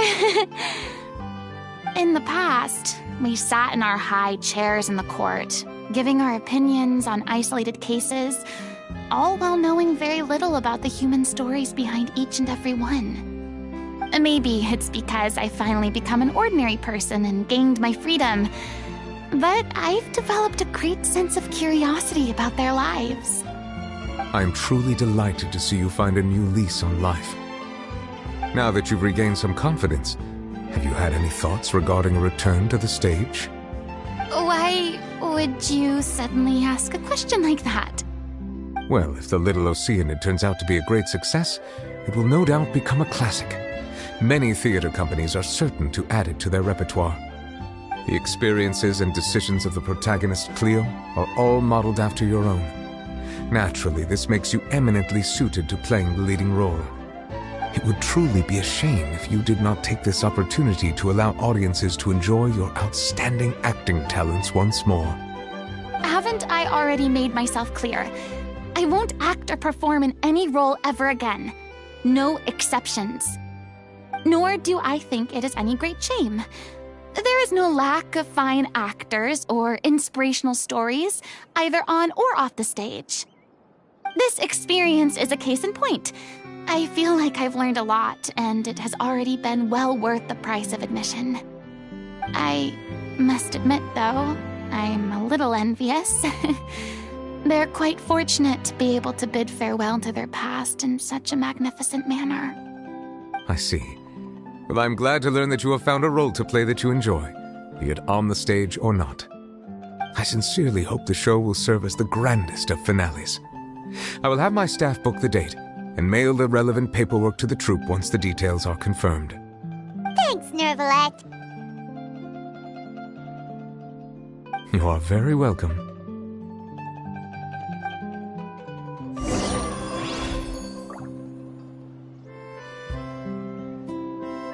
Many people were once enthralled by Lady Furina's performances, myself included. I hope that one day she'll be able to understand that our appreciation was always sincere.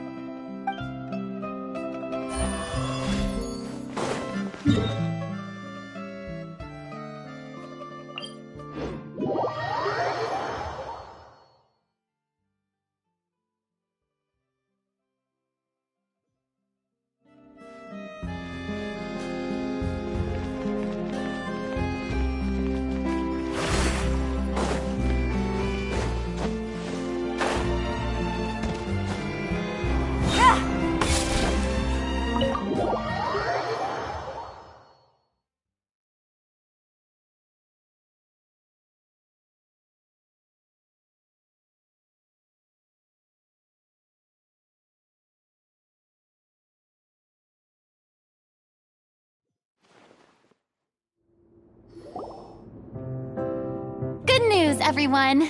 It's done. The Opera Epiclese is booked.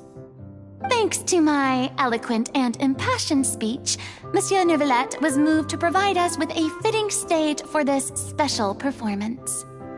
We've had to fight every step of the way for this opportunity, but we now have all of the ingredients necessary to stage a truly spectacular performance. A touching story, a magnificent venue, and last but not least, a passionate and dedicated cast. Now, let's work together and make this show the best it can be. This is truly wonderful.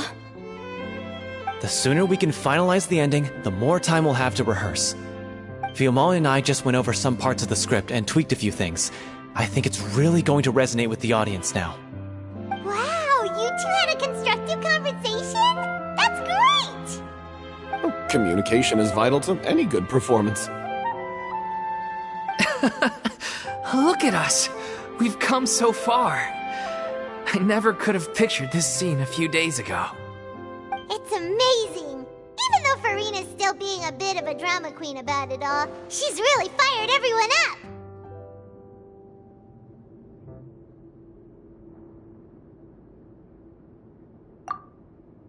Please feel free to give us any comments or suggestions you have.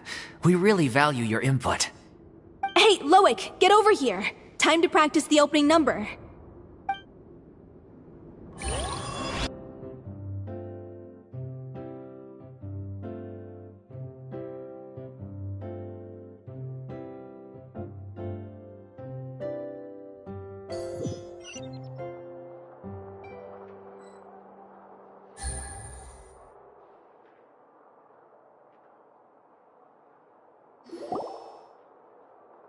Cursed Cleo.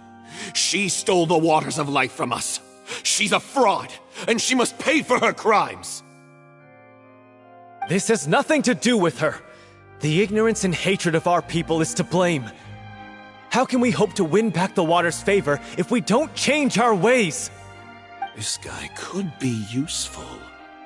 Take him hostage. If Cleo wants him back, she'll have to show herself. Leave this place, O little Oceanid, and never, ever look back!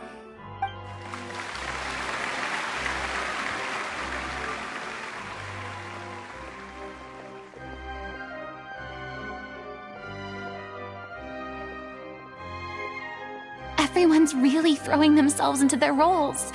I haven't seen such a fine performance in a long time.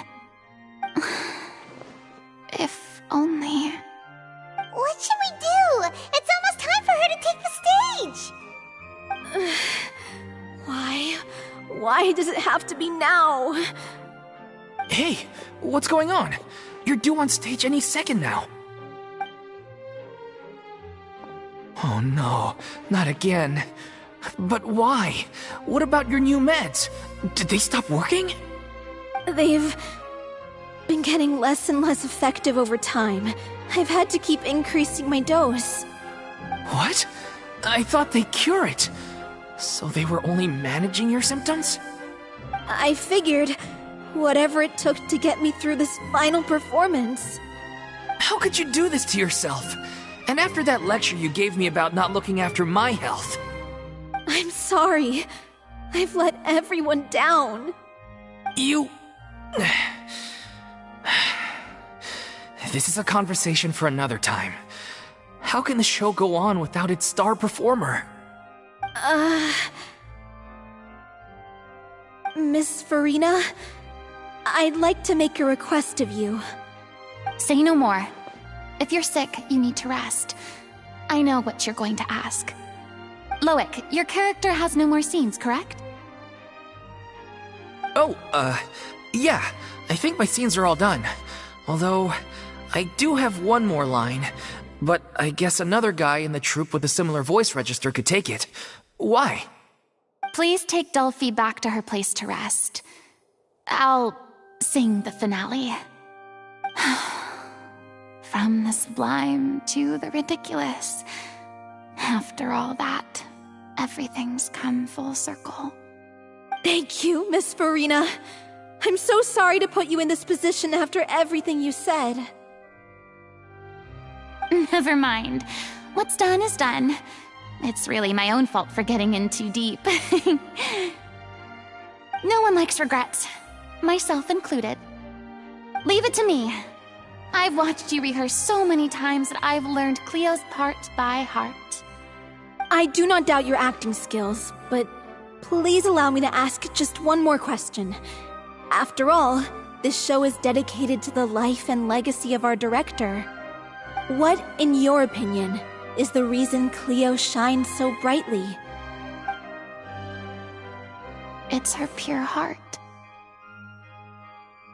Despite all the pain and loneliness she had to endure, she never once stopped believing in the beauty in this world. Well said.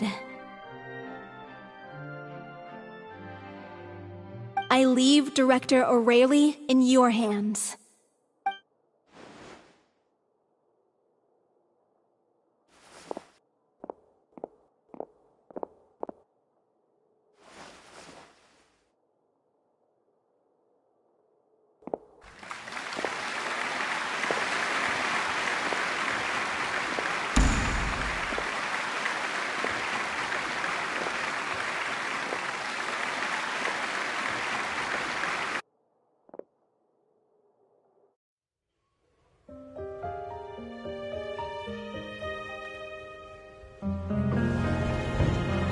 Is she here yet? Will she get here? She's not coming! You're wrong. She's here.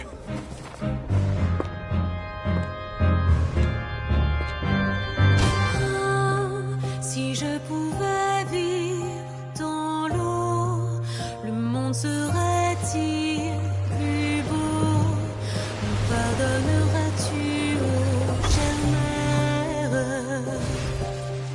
L'eau dans son courant fait danser nos vies, et la cité elle nourrit, ainsi que toi, mon doux amour.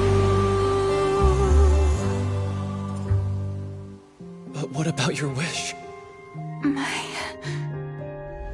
wish.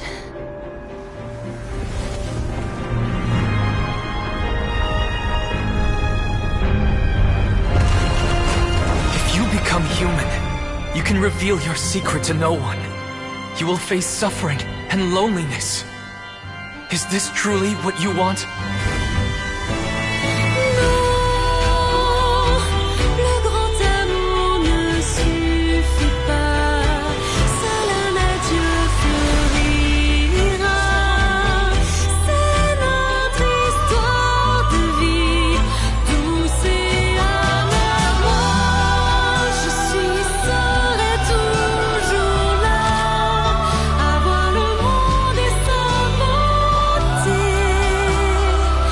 et ça ne changera jamais, jamais.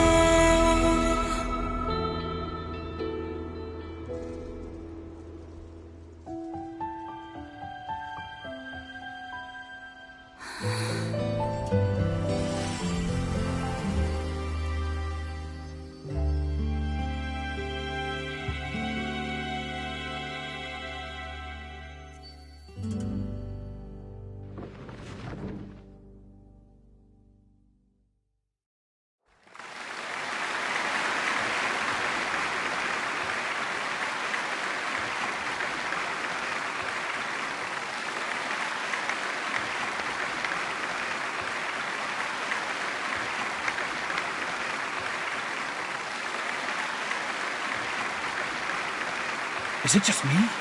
Or was that Lady Furina on the stage just now?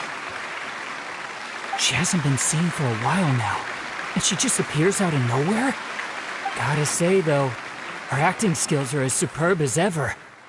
The little Oceanid, Cleo, played by Aurélie Fumont.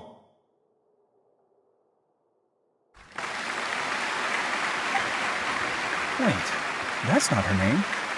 What's going on? I don't know. Maybe it's just a doppelganger. I I've spent a lot of time out of the spotlight, and they didn't use my name during the curtain call either. Hopefully, not too many people recognized me. It's too bad that I had to break the one clear rule I'd managed to make for myself, even if I had no choice. Still, I have to admit that, despite everything, it felt good to be back on the stage again. Finally, we would like to give a special thanks to our artistic consultant and event coordinator, Miss Furina. Hey, that's not what we agreed on! Oh, so it was Furina after all. She's back! Honestly, what is he doing? He should have run that by me first.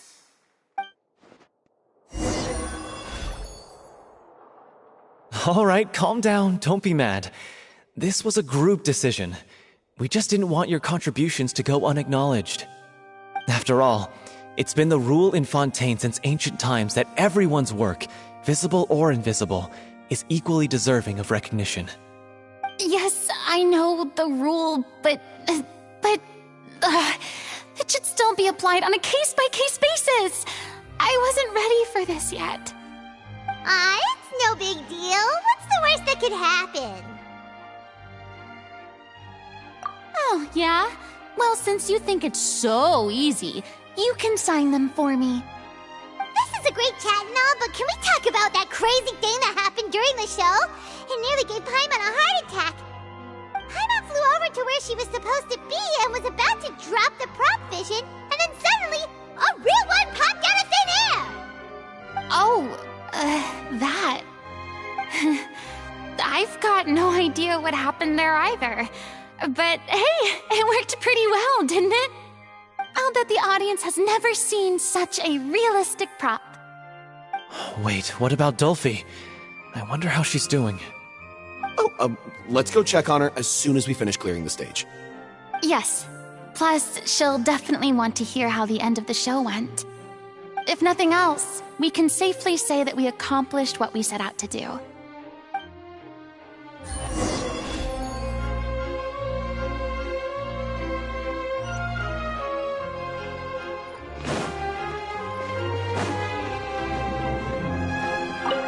I thought Cleo's actress sang very well. Why did they swap her out at the end? I don't know. Maybe that's just how it was scripted.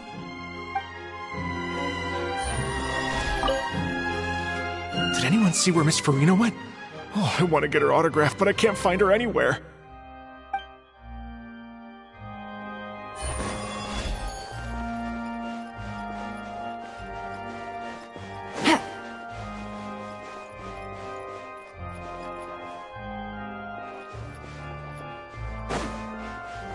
Take it easy.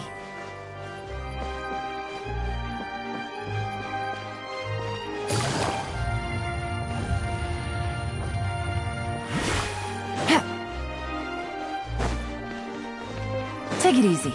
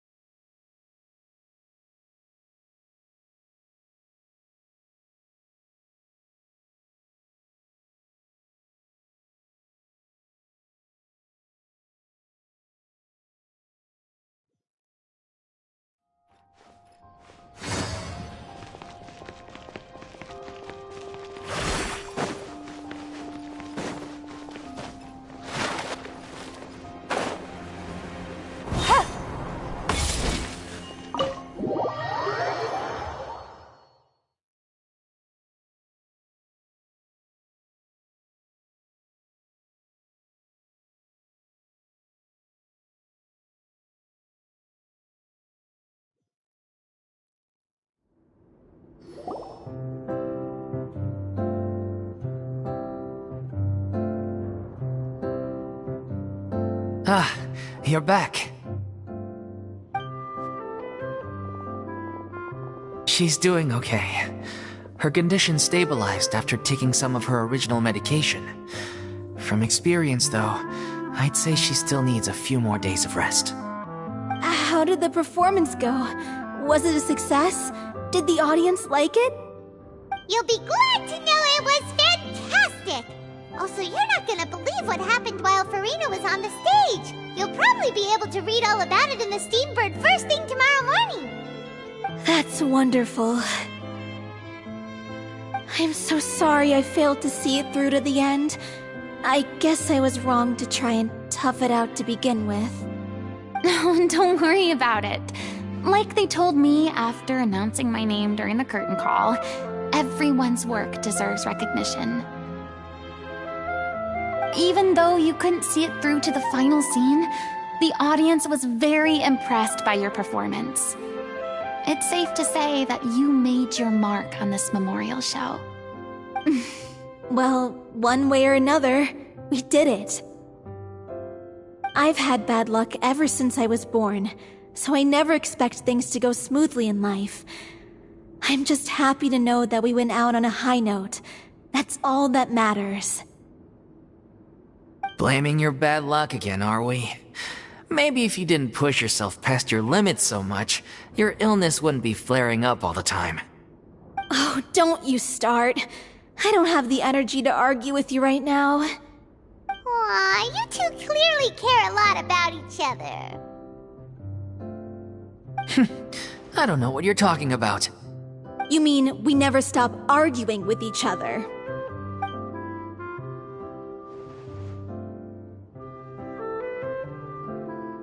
So, any plans for the next step? After the brilliant performance you put on, the reputation of your troupe is sure to spread through Fontaine like wildfire. You won't have to disband if you don't want to. You could capitalize on the rave reviews and license out the Little Oceanid to the bigger theater troupes out there. That would do wonders for your financial situation. No, we should still disband. Yeah, it's what we all agreed to. After all that's happened, I should give you guys some space. But maybe our paths will cross again one day. Hey, don't just walk off!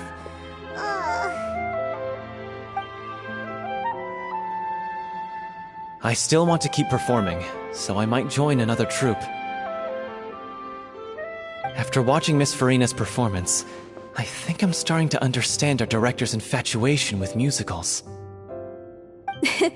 You should do it. It suits you. I'd originally hoped to keep performing too, but I don't know if my health will allow me to. Oh, so now you finally got your priorities in order. I guess I'll hold off until you've properly recovered as well. What about you, Miss Furina? Any future plans? Well, frankly, I think a return to obscurity is no longer an option for me. I'm sure a slew of consultancy requests will hound me wherever I go, until I finally acquiesce. You rather sealed my fate there with your special thanks at the end of the show. Sorry. It's quite all right. No need to apologize. What I meant to say is that this whole experience has shown me that perhaps I'm not as averse to a return to the stage as I'd previously imagined. Maybe Nervillette was right. Maybe Cleo is the right role for me.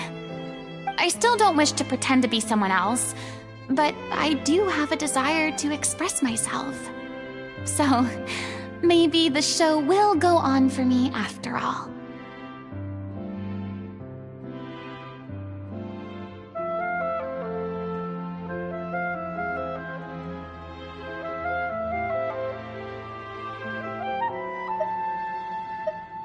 Yeah.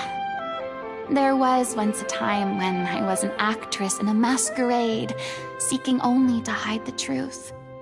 But from now on, I want to spend my time learning real stories about real people and how they touch the lives of others around them. I want to watch them blossom and wither, See them refined on the page, retold on the stage, and remembered long into the future. I'm sure this is what captivated director O'Reilly as well. Sounds like you're ready to stop running from your true calling. The more you get out into the world, the more you'll discover what a fascinating place it is.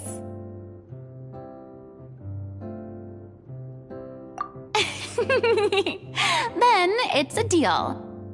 If a vision is a gift from the gods, then I should do my best to honor it.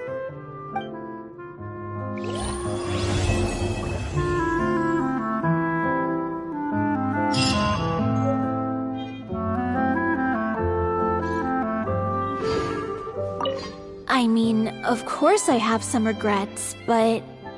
There'll be plenty of opportunities in the future for us to tell the stories that we want on stage. I'm just finishing packing up. As soon as I'm done, I've got an interview with the Steambird to get to. Thanks to all your help, the show was more perfect than we ever could have hoped for. But most of all, I want to thank you for giving me the chance to finally say farewell to O'Reilly.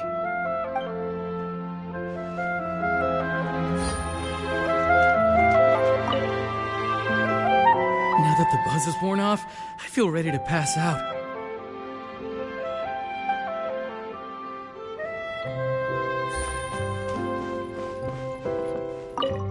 Thank you so much.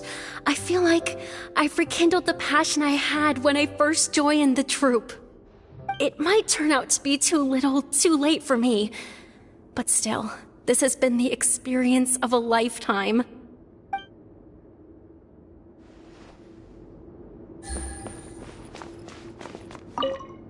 It's ironic to think that in my whole time as a god, I could only ever dream of receiving this kind of power. And now that the gods have given me their blessing, it actually feels more like I'm finally able to take my fate in my own hands. Is that how humans feel about it as well?